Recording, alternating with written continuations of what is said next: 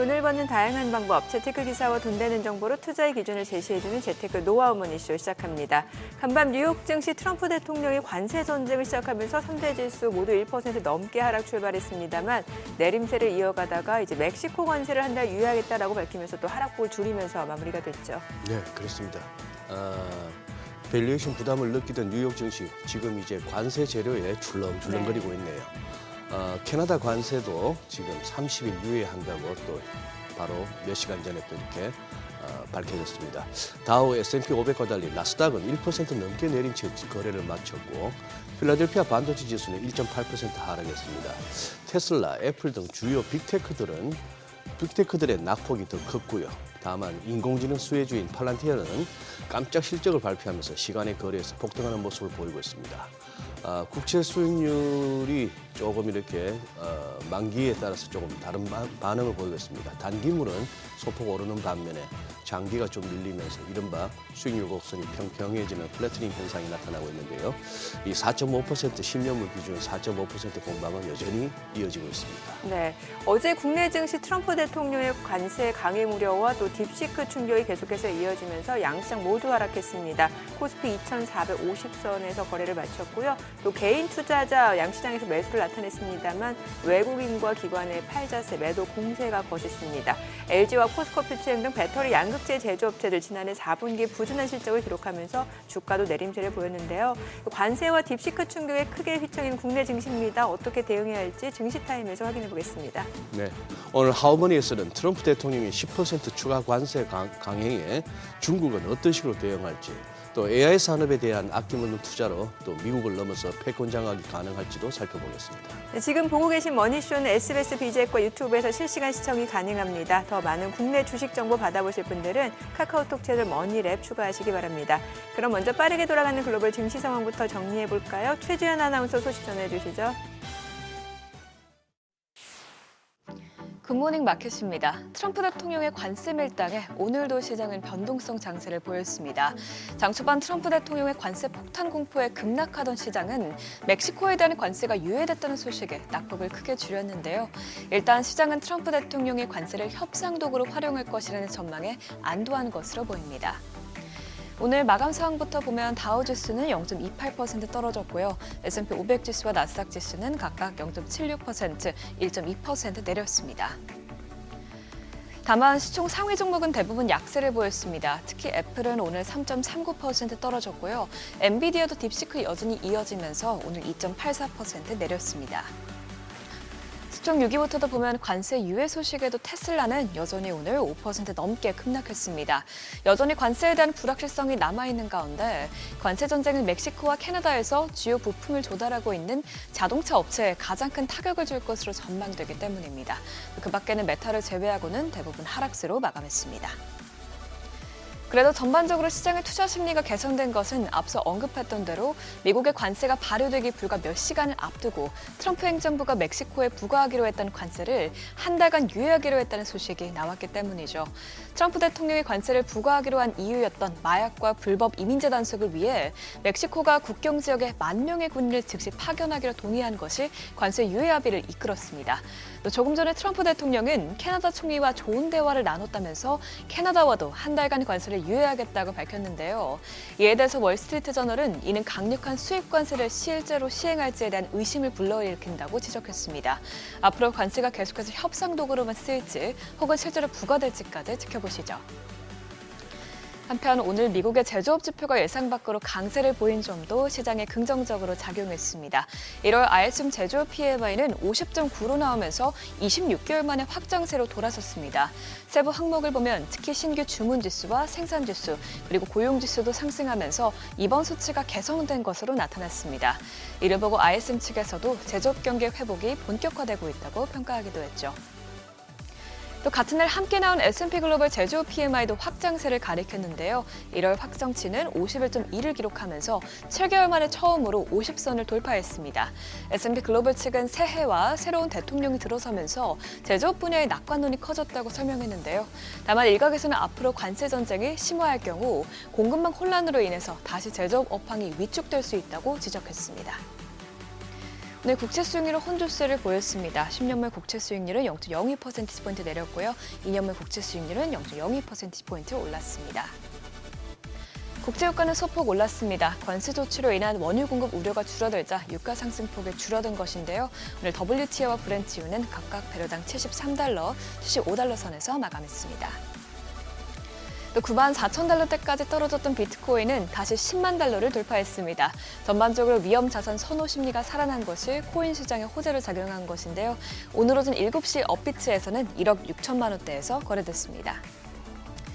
앞으로도 시장에는 관세가 실제로 부과될지, 또 부과된다면 언제까지 시행될지 등 여러 가지 불확실성을 안고 갈 것으로 보이는데 이로 인한 변동성에 내 포트폴리오가 잘 버틸 수 있는지 체크해 보셔야겠습니다. 굿모닝 마켓이었습니다.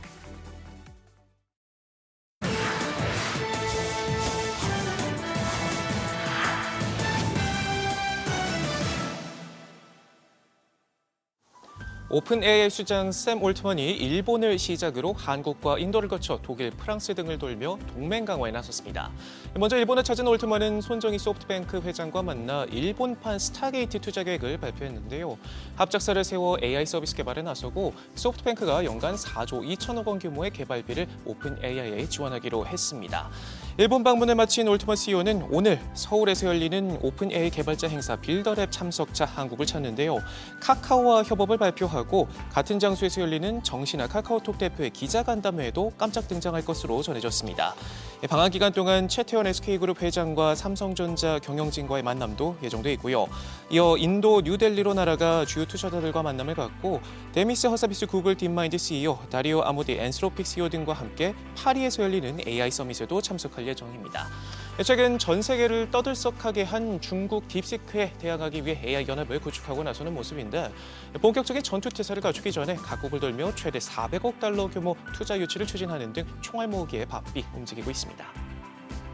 실세로 자리 잡은 머스크를 향해 미국 대기업들의 러브콜이 끊이질 않고 있습니다. 점점 더 커지는 이 김에 자세를 바짝 낮추는 모습인데요. 먼저 비자는 머스크의 소셜미디어 X와 손잡고 올해 안에 디지털 결제 기능 등을 포함한 금융 서비스를 출시한다고 밝혔고요. 한때 증오 발언이 넘쳐난다며 X를 외면했던 아마존은 태도를 바꾸고 광고 선물 보따리를 안겨줬는데 지난달 광고비 지출을 전월 대비 10배 수준으로 끌어올렸습니다. 유나이티드 항공은 머스크의 우주기업 스페이스X와 함께 올 봄부터 기내 스타링크 위성 인터넷을 제공하기로 했고 애플도 T모바일을 통해 스타링크를 이용할 수 있도록 아이폰 운영체제를 손보기로 했고요. 우주 산업을 놓고 경쟁하고 있는 보잉마저 대통령 전용기 제작 지연 문제를 해결하기 위해 머스크와 논의를 시작했다며 우호적 제스처를 보이고 있습니다. 오라클과 인텔도 각각 스타링크 X와 협력하기로 했고 또 월가에선 JP모건이 3년 전 제기한 테슬라 신주인 수권 관련 소송을 취하하기로 하는 등 눈치 보기 여념없습니다. 트럼프를 등에 업은 머스크는 백악관 자문기구인 정부효율부 수장 자리까지 꿰차고 최근엔 연간 5조 달러, 우리 돈 7,300조 원 규모의 연방 예산 지출을 통제하는 재무부 결제 시스템 접근권까지 손에 넣는 등 빠르게 입김을 키우고 있습니다.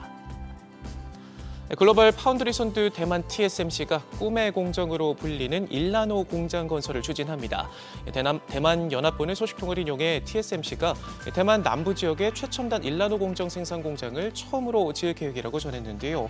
12인치 웨이퍼 제품을 생산하는 25팩 건설을 결정하고 공장 6개가 들어설 수 있는 초대형 규모라고 덧붙였습니다. TSMC가 1나노 공정 도입 구상을 밝힌 건 있지만 구체적인 지역과 라인 규모까지 알려진 건 이번이 처음인데요.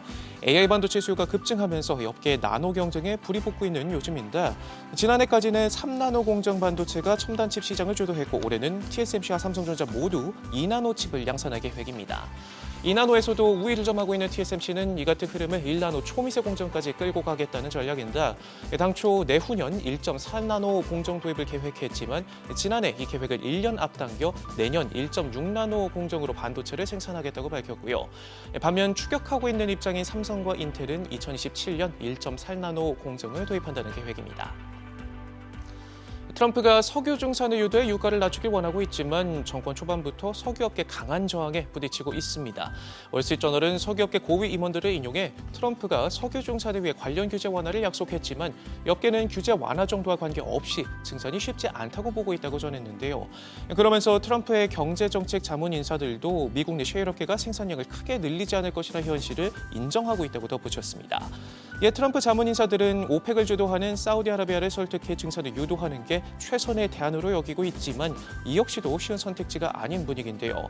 전월의 소식통을 인용해 사우디가 석유 증산을 원하지 않는다는 입장을 전직 미 관료들에게 전했고 이 같은 입장은 트럼프 행정부에도 공유됐다고 전했고요.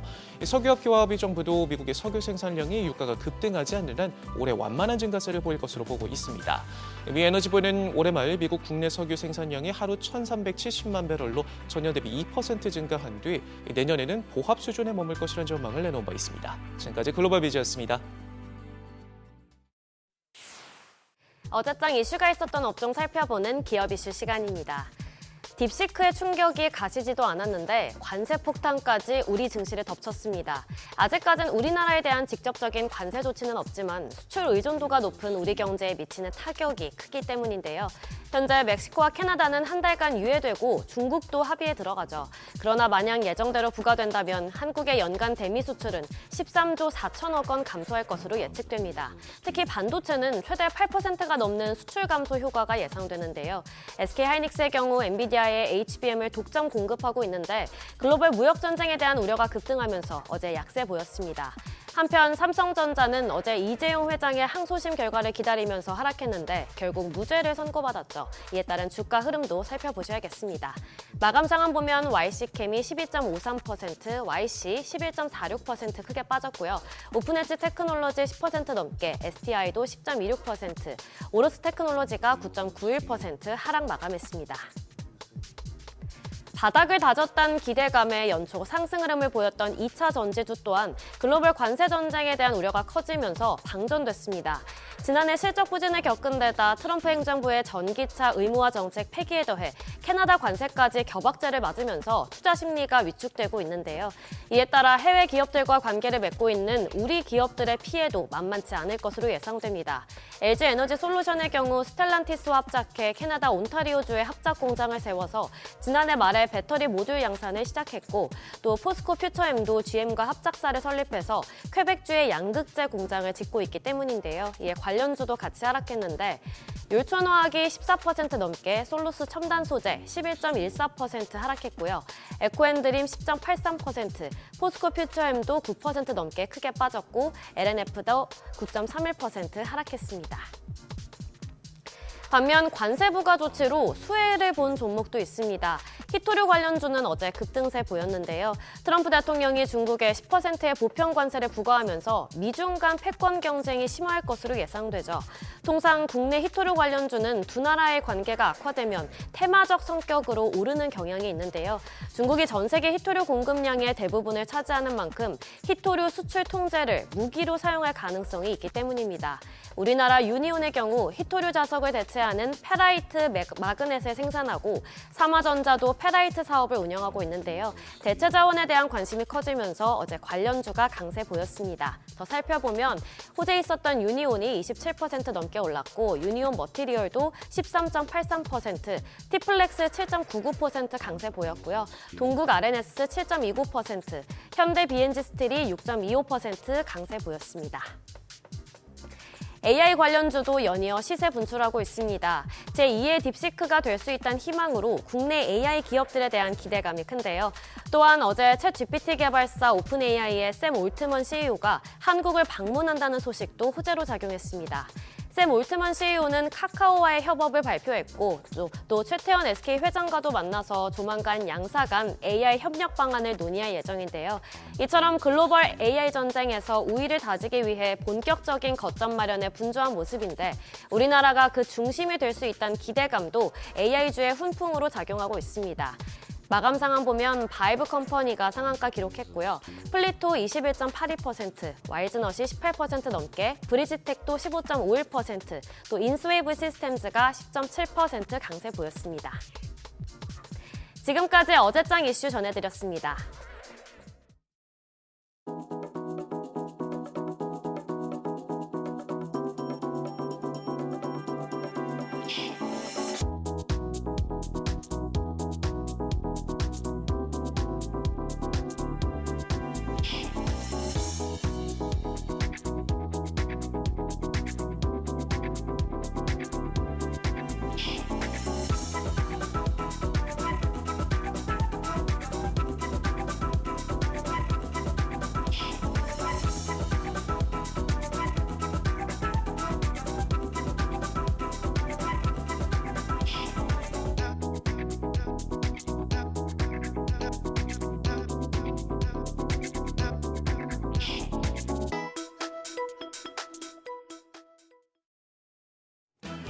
어제 국내 증시는 크게 하락했습니다. 설 연휴 기간 딥시크 쇼크를 겪는 뉴욕 증시를 보며 연휴라 다행이라고 생각했었는데 더 큰 쇼크가 기다리고 있었습니다. 트럼프발 관세 전쟁 직격탄에 우리 주식시장은 시가총액이 하루 새 약 64조 원 증발하며 검은 월요일을 맞았습니다. 다만 어제 장 마치고 트럼프발 관세 전쟁 기류의 반전 분위기가 감지되고 있어서 일단 오늘은 일시적이나마 안정을 되찾을 수 있겠는데요. 힘들었던 어제장 복귀하면서 오늘장 투자 포인트 체크하겠습니다. 어제 코스피는 2.52% 하락해서 2,500선은 물론 2,450선마저 간신히 지켰습니다. 코스닥 하락폭은 더 컸죠. 3.36% 급락했습니다. 미국 트럼프 행정부가 캐나다와 멕시코, 중국에 대한 관세를 발효됨을 공식화하면서 양시장 2달 만에 최대 낙폭을 기록했습니다. 대미 수출 의존도가 높은 한국이 큰 타격을 받을 것이란 우려가 커진 탓이었습니다. 미국발 관세 공포는 외국인들의 자금 이탈을 부추겼습니다. 메이저 수급 주체 모두 양시장에서 매도 우위를 기록했는데요. 유가증권 시장에서 외국인 8,700억 원 넘게 팔아치우며 지난 2거래일 동안만 2조 원이 넘는 물량을 내던졌습니다. 기관도 3,700억 원 넘는 팔자세였습니다. 그나마 개인 투자자들이 폭락을 막았는데요. 1조 1,000억 원 넘게 순매수했습니다. 코스닥 시장에서도 외국인은 1,000억 원 넘는 매도 우위를 기록했고 기관은 2,000억 원 가까운 팔자 포지션 취했습니다. 여기서도 개인만 홀로 3,000억 원 가까이 순매수했습니다. 시가총액 상위 대형주들 대부분이 하락했습니다. 반도체 투톱은 관세 부담 영향으로 2거래일 연속 동반 하락했죠. 삼성전자가 2.67%, SK하이닉스가 4.17% 빠졌습니다. 2차 전지 대표주인 LG에너지솔루션은 트럼프 미국 대통령이 전기차 보조금 폐지를 검토하고 있던 소식에 4% 넘는 낙폭을 기록했습니다. 그나마 삼성바이오로직스가 이재용 삼성전자 회장 2심 무죄 선고 소식에 1% 넘는 강세였고요. 네이버는 소프트웨어 산업에 대한 기대감에 소폭 올랐습니다. 코스닥 시총 상위 종목들은 대부분 퍼렇게 멍들었습니다. 이제 시총 5위의 레인보우 로보틱스만 3%대 상승부를 켰는데요. 삼성전자의 휴머노이드 로봇 개발 계획 발표에 2거래일 연속 선방했습니다. 반면 바이오와 2차 전지 종목들은 낙폭이 컸습니다. 시총 2위의 에코프로비엠 9% 넘게 급락했고 6위와 7위의 리가켄바이오와 삼천당제약도 각각 8%대, 7%대 조정을 받았습니다. 이런 가운데 환율은 급등했습니다. 정규장 마감 시간 달러 기준 14원 50전 올라서 1,467원 20전의 거래를 마쳤습니다. 어제까지 이 거래일간 40원 가까이 뛰었는데요. 다행스럽게도 어제 자정을 지나면서 환율은 상승폭을 축소했습니다. 도널드 트럼프 미국 대통령이 멕시코에 대한 25% 관세 부과 시행을 한 달간 유예하기로 하면서 무역 전쟁에 대한 우려가 다소 완화된 건데요. 오늘 새벽 6시 기준 역외환율은 1,460원대입니다. 외환시장 오늘은 레벨을 소폭 낮추며 문을 열겠습니다. 트럼프발 관세 전쟁 우려가 조금 사그라들었지만 안심할 수는 없는 상황입니다. 딥시크 쇼크의 관세 충격까지 겪으면서 국내 증시 인덱스 차원의 대표 주자인 삼성전자가 흔들리고 있습니다. 삼성전자의 외국인 투자자 지분 보유 비율이 50% 밑으로 떨어졌습니다. 지난달 31일 장 마감 이후에 49.99%로 하락했고 어제도 대규모 순매도로 인해서 49.8%까지 떨어졌습니다. 삼성전자 외국인 보유 비중이 50%를 하회한 건 2023년 1월 이후에 2년 만입니다. 어제 이재용 삼성전자 회장이 2심에서도 무죄 선고를 받으면서 10년간 이어지던 삼성전자의 사법 리스크가 사실상 해소됐습니다. 하지만 그동안 추락했던 주가가 회복되고 외국인 투자자들이 돌아올지는 미지수인데요. 어제 대신증권은 목표 주가를 72,000원으로 8% 하향했습니다. 그리고 IM증권도 주가 회복을 확신하기엔 변수가 많다면서 다소 부정적인 뷰를 제시했는데요. 다만 실적이 아니라 밸류에이션 매력에 주목한다면 주가 상승 여력이 충분하다는 분석도 나옵니다. 일단 이 회장의 사법 리스크가 해소되면서 뉴삼성 추진이 본격화할 것이란 전망이 나오는데요. 오늘 이 회장이 한국을 방문하는 샘 올트먼 오픈 AI 최고 경영자와 서울 모처에서 회동한다는 소식이 보도됐죠. 삼성전자는 AITV와 반도체 협업을 타진할 전망이고 오픈 AI는 투자 유치를 요청할 것으로 알려졌는데 삼성전자의 새로운 호재가 등장할지 주목되고 있습니다. 그럼 오늘 일정 체크하겠습니다. 오늘은 한국은행의 1월 금통위 의사록이 공개되고요. 국내 인슈어테크 1호 기업인 IGNet과 인공지능 소프트웨어 전문 기업인 PIE가 코스닥 시장에 나란히 입성합니다. 어제 상장한 삼양 NC캠은 장중 내내 상승하다가 결국엔 약세로 마감했었는데 오늘 새내기주 주가 추이 확인하시고요. 기업들의 실적 발표도 이어집니다. 하나금융지주와 카카오페이, 금호석유, LG생활건강 등이 4분기 실적을 공개하는데요. 호실적을 내는 기업들이 있을지 관심이 모아지고 있습니다. 한편 어제 시간의 거래에서는 딥시크 AI 관련 일부 종목들 그리고 흑연 관련주가 강했습니다. 딥시크 반사 이익을 얻을 수 있는 중국계 코스닥 기업들이 최근에 시세를 내고 있는데요. 다만 관련 종목들을 제외하고 일부 AI 챗봇 관련주들은 하락했었기 때문에 당분간 관련주 종목별 희비가 엇갈릴 수 있겠습니다. 흑연 관련주는 미국 국제무역위원회가 중국이 전기차 배터리 음극재 핵심 소재인 흑연을 인위적으로 낮은 가격에 수출해 미국 흑연 산업을 저해했다는 판정했다는 소식에 영향을 받았습니다. 오늘도 강한 모습 이어갈지 지켜보시죠. 일단 트럼프발 관세 전쟁 기류의 반전 분위기가 감지되고 있어서 오늘은 어제만큼은 힘든 장이 되진 않겠는데요. 장중에 미국 관세 정책이나 오픈 AI 협업 관련 새로운 소식이 나오는지 예의주시하시면서 시장 대응하시길 바랍니다. 지금까지 어제장 오늘장이었습니다.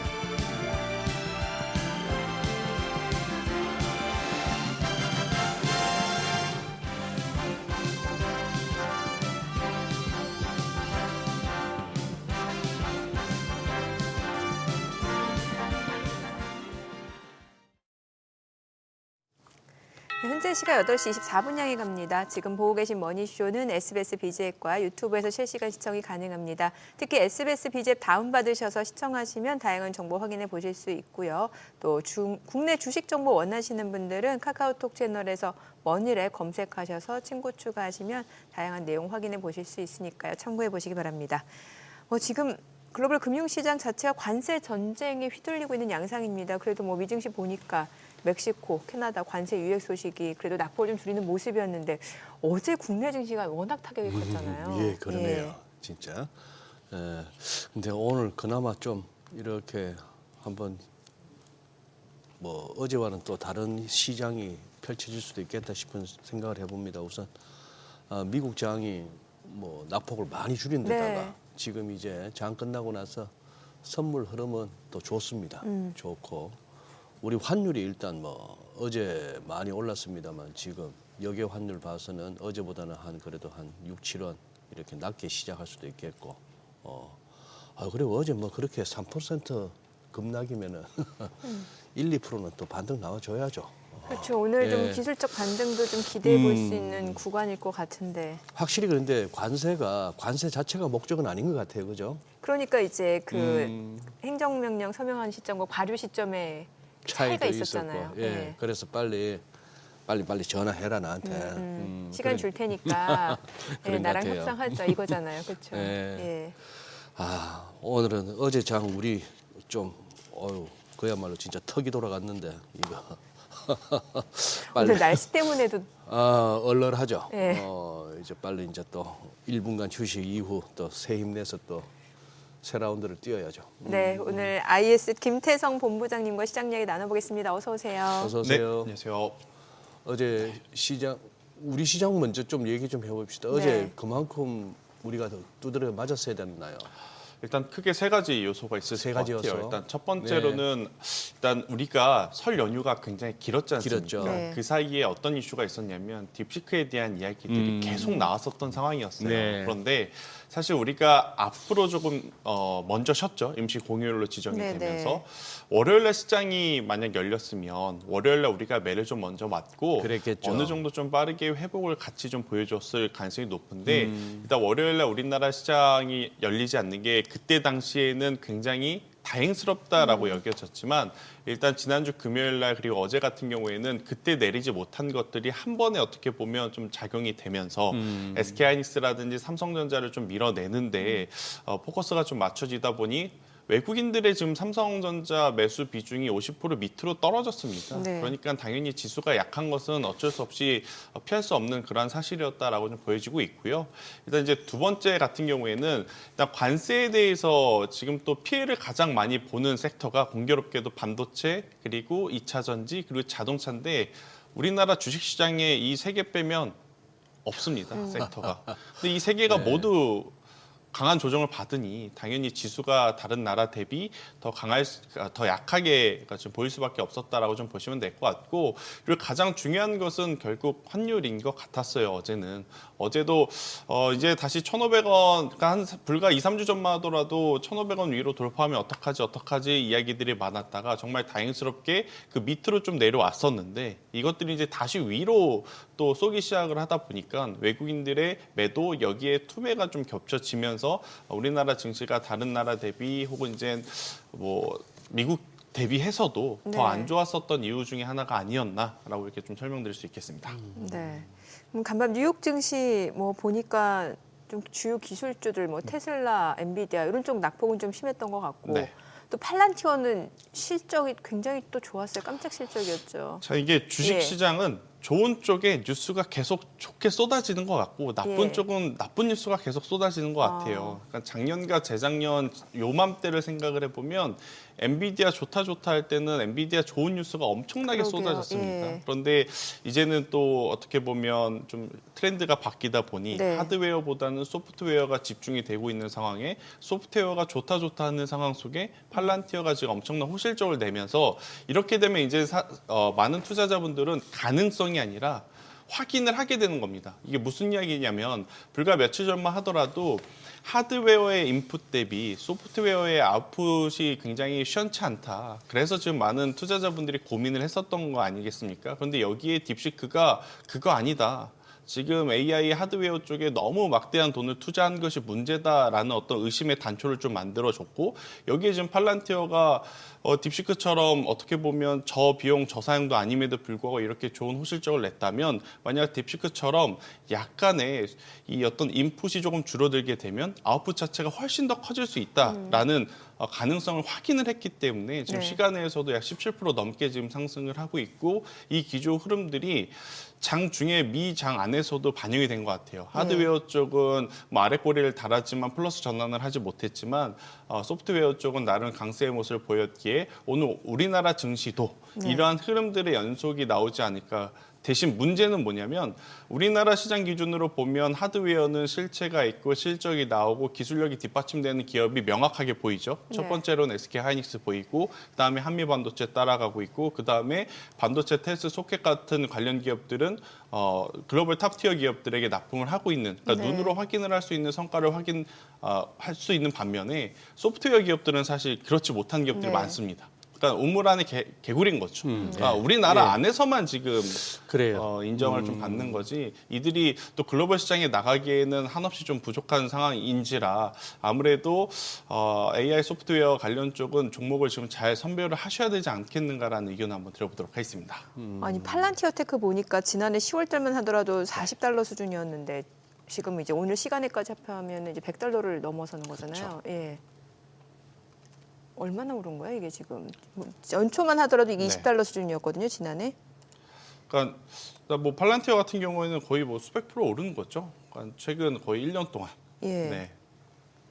이게 AI 이제 국방 쪽 수요가 있고 최근에는 보니까 뭐 민간 수요까지 더해진다라고 해가지고 맞아요. 이게 실적 가이던스도 지금 시장 예상치를 뛰어넘은 거잖아요. 일단 예. 팔란티어가 성장을 할 수 있었던 가장 주요한 요인이 이제 크게 두 가지가 있어요. 일단 첫 번째로는 방산에 국한되어 있던 산업을 민간 산업자까지도 확장을 했다라는 게 첫 네. 번째 포인트고, 두 번째는 뭐였냐면 일단 시기적으로 작년 4분기와 올해 1분기에 가장 많이 화두가 된 어떤 산업의 키워드가 두 가지입니다. 드론 네. 플러스 AI. 네. 근데 이 두 가지를 모두 다 할 수 있는 게 현재 팔란티어이기 때문에 아무래도 이제 미국 내에서도 지금 어떻게 보면 경쟁사가 없다라는 게 이들의 가장 큰 강점이 아닐까라는 생각이 들어요. 특히나 미국 같은 경우에는 국방산업은 보안이 굉장히 철저하기 때문에 여러 기업에게 분산해서 일감을 주질 않습니다. 하던 기업이 계속하는 그러한 상황인데, 그렇게 되면 로키드 마틴은 왜 빠져? 이렇게 또 생각하실 수 있거든요. 네. 그러니까 이제 다루는 분야가 이제 바뀐 거죠. 이제 과거에 어떻게 보면 전통적인 방위 산업보다는 이제는 방위 산업 안에서도 트렌드화가 조금은 드론과 AI 쪽으로 바뀌면서 팔란티어와 같은 기업들이 당연히 큰 수혜를 지금 받을 수밖에 없다. 이렇게 정리드리겠습니다. 야, 여기 CEO 이름을 못 외웠는데 그 좀 아주 독특한 이력을 갖고 있는 분이더라고요. 진짜 공부할 건 너무 많네. 네, 팔란티어 하면 또 따라오는 개념이 팔란티어 언톨러지라고 해가지고 그 그쪽은 개념도 배워야 되고. 그 개념? 예. 예. 어떤 개념인데요? 이제 저도 이제 제가 뭐 개별 기업을 엄청 공부하는 건 아닌데 네. 그 유튜브 찾아보면은 이제 팔란티어 하면 따라오는 개념이 팔란티어 언톨러지라고 해가지고 이제 뭐 국방 쪽뿐만 아니라 이게 뭐 의료 쪽이라든지 이런 쪽에서 여러 가지 데이터를 복합적으로 의미 있게 계층화시켜주는 이런 개념이라고 하더라고요. 예. 근데 어렵죠? 어려워요. 네. 어려운데 진짜 시간 외에서 10%대 지금 오르고 있다는 면 이거 지금 완전히 전 고점 근방에서 여기서 막히느냐 가느냐를 갖다가 그냥 실적으로 확 열어버리네요. 이제 뭐 우리나라 시장에서 나오는 표현을 좀 빗대어 해보자면 아무래도 그러니까 지금 쇼포지션 잡은 사람들은 다 청산이 될 정도로 그렇겠네요. 그냥 네. 계속 이제 올라갈 수밖에 없는 지금 상황이 연출이 되는 거죠. 이 정도면 됐다 싶어서 공매도 쳤던 세력들이 아뜨거라 하면서 그렇죠. 덮을 수밖에 없는. 따라 살 수밖에 없는 거죠. 네. 현물을.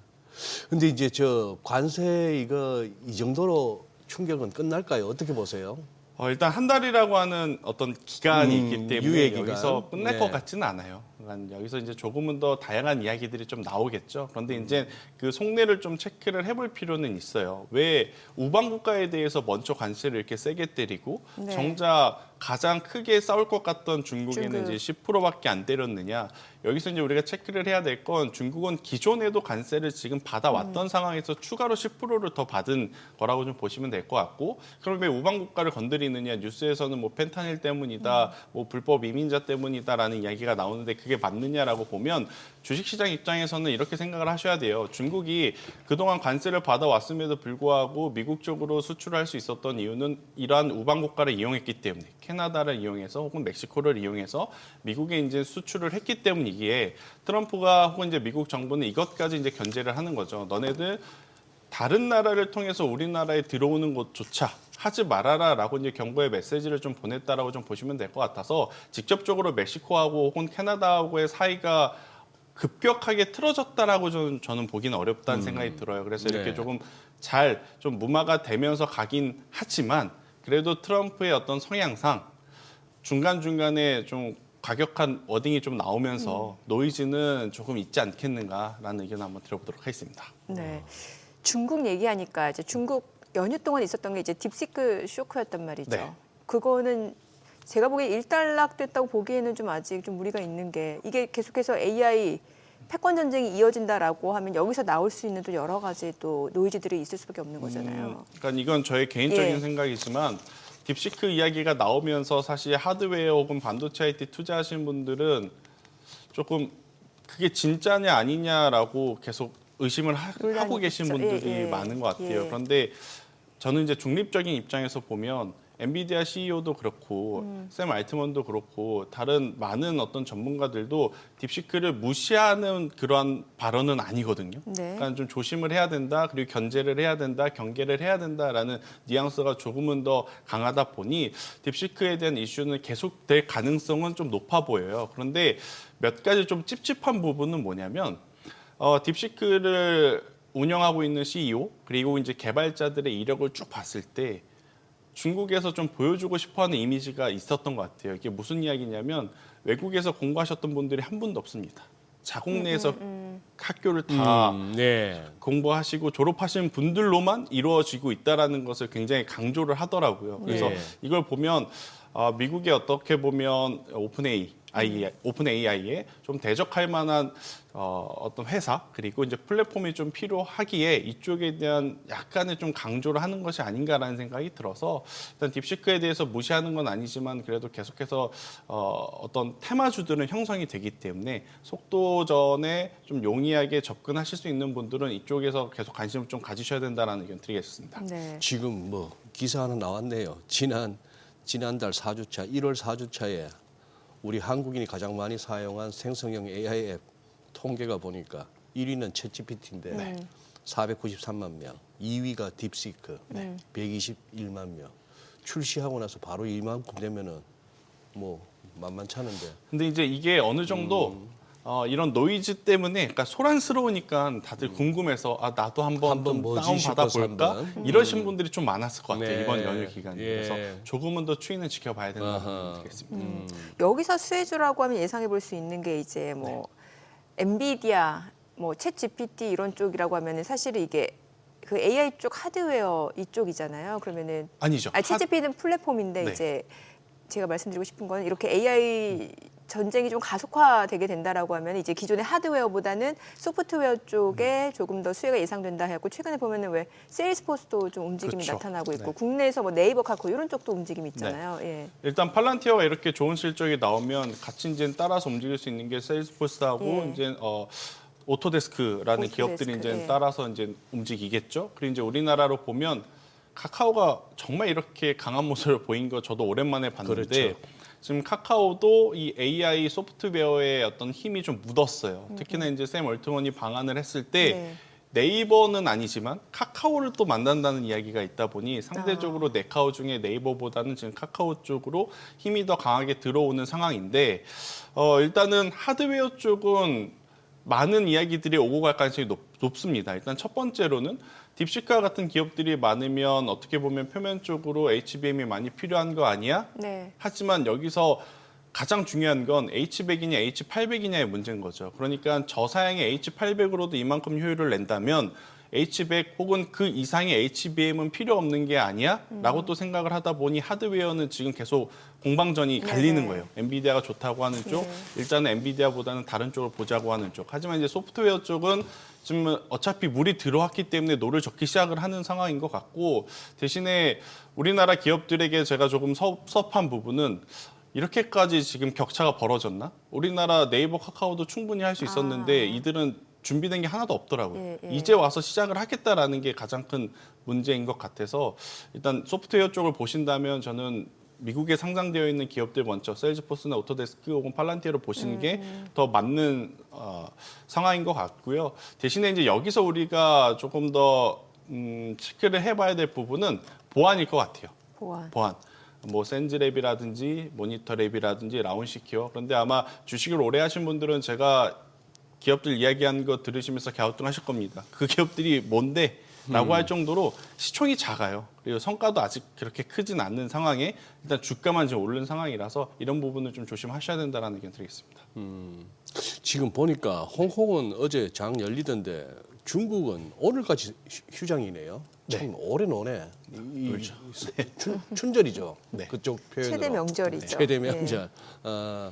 그래서 이제 중국장 개장하고 나서 그동안에 그걸 갖다가 압축적으로 어떻게 반영할지 궁금하기도 한데 그나저나 지금 관세 얘기가 이렇게 하루 만에 어떤 급반전을 보이면서 그렇게까지 충격적이지는 않고 그렇게 두려워할 사안은 아니다 하는 걸 갖다가 트럼프 대통령의 행보에서 읽을 수 있는데 네. 더 불구하고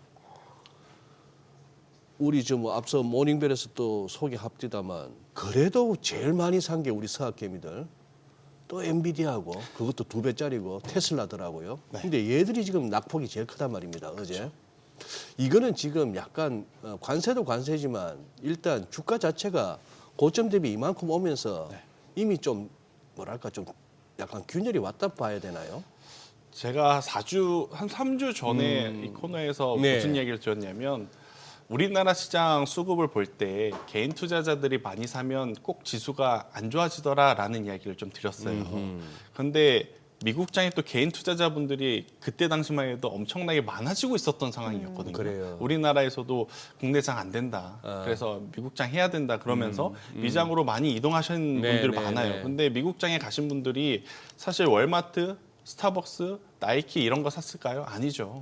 다 엔비디아, 빅테크, 예. 테슬라, 맞아요. 애플, 브로드컴 이거 샀는데 하필이면 또 개인 투자자분들이 몰리는 쪽은 또 이렇게 변동성이 조금만 나와더라도 그러니까 그들의 마음이 각기 다른 거죠. 사고자 하시는 분, 밑에서 사서 이제는 팔고자 하시는 분, 그러다 보니 힘이 분산이 되다 보니까 힘의 응징력적인 부분이 약해져서 빅테크주들의 지금 변동성이 저점인 상태가 아니라 고점인 상태에서 변동성이 커진 상황이다. 이렇게 좀 보시면 될 것 같아서요. 저는 이쪽에 대해서는 조금은 경계감을 좀 가지시긴 하셔야 될 것 같다라는 의견 드리겠습니다.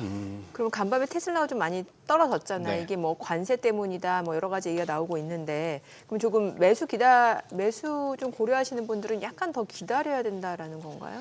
일단 테슬라는 저는 조금 다르게 봐야 될 예, 것 예. 같아요. 엔비디아는 일단은 기다리셔야 될 것 같고요. 네. 테슬라는 저는 분할 매수를 하실 수 있으신 분들이라고 하면 지금의 가격도 저는 나쁘지 않다라는 생각이 듭니다. 일단 테슬라 같은 경우에는 결국 전기차라는 이미지를 탈피한 네. 게 가장 중요한 것 같아요. 네. 그러니까 FSD라든지 로봇이라든지 우주항공이라든지 특히나 지금 우주항공 쪽 관련 기업들 실적 나오는 걸 봤더니 어닝 서프라이즈급으로 나오더라고요. 그러면 결국 스페이스 X에 대한 관심도도 당연히 높아지고 있는 상황이라서 테슬라만큼은 지금의 가격도 저는 괜찮아 보인다라고 좀 설명드리겠습니다. 네네.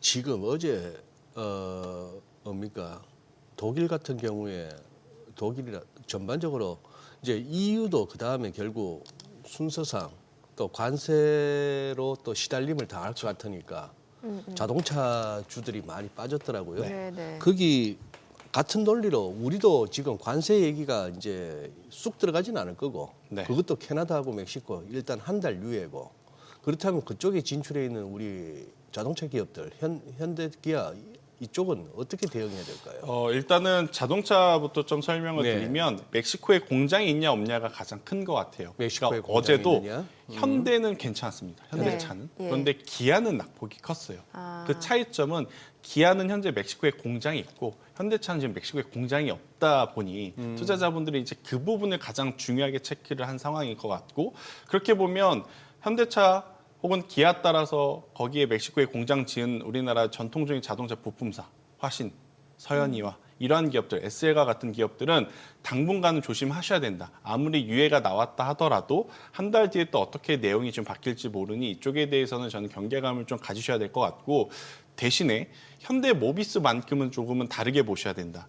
그러니까 현대그룹 내에서 현대위아가 지금 가장 큰 주가의 조정이 나왔고요. 네. 현대모비스는 그나마 지금 주가가 여전히 잘 버텨주고 있는 상황인데 그 이유는 뭐냐면 현대위아는 지금 전체 매출의 절반 이상이 멕시코 공장에서 나오고 있어요. 네. 그러다 보니 당연히 주가가 부침이 나오는 건 어쩔 수 없는 것.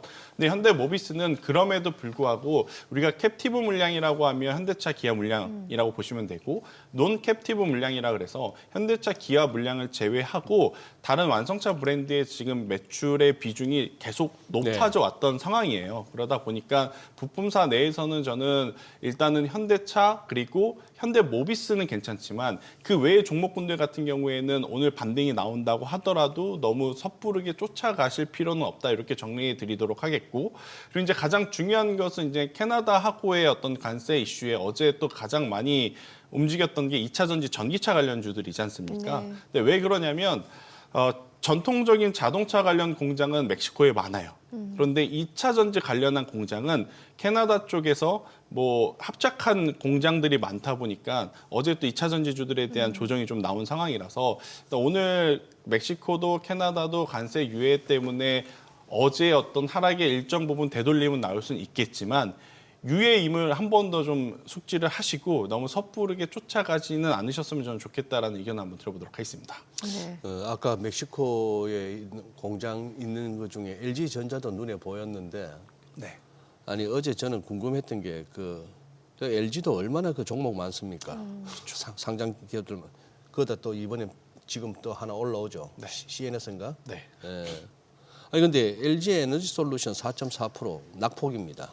네. 그리고 화학 마이너스 6.53, 생활 건강이 2.12 마이너스, 이노텍이 5.92 뭐 이런데 전자가 7.13%. LG 전자가 제일 타격이 컸는데 네. 이게 그러면 관세 문제예요, 아니면 다른 무슨 이유가 있습니까? 관세입니다. 관세? 네, 다른 거 볼 것 없이 LG전자는 지금 만약 멕시코 쪽에 관세를 부과하는 것도 부담인데 네. 부과를 안 했다 그래도 예. 지금 미국에서 수입하는 다수의 가전 제품에서 점유율이 높은 게 LG전자라고 그래요.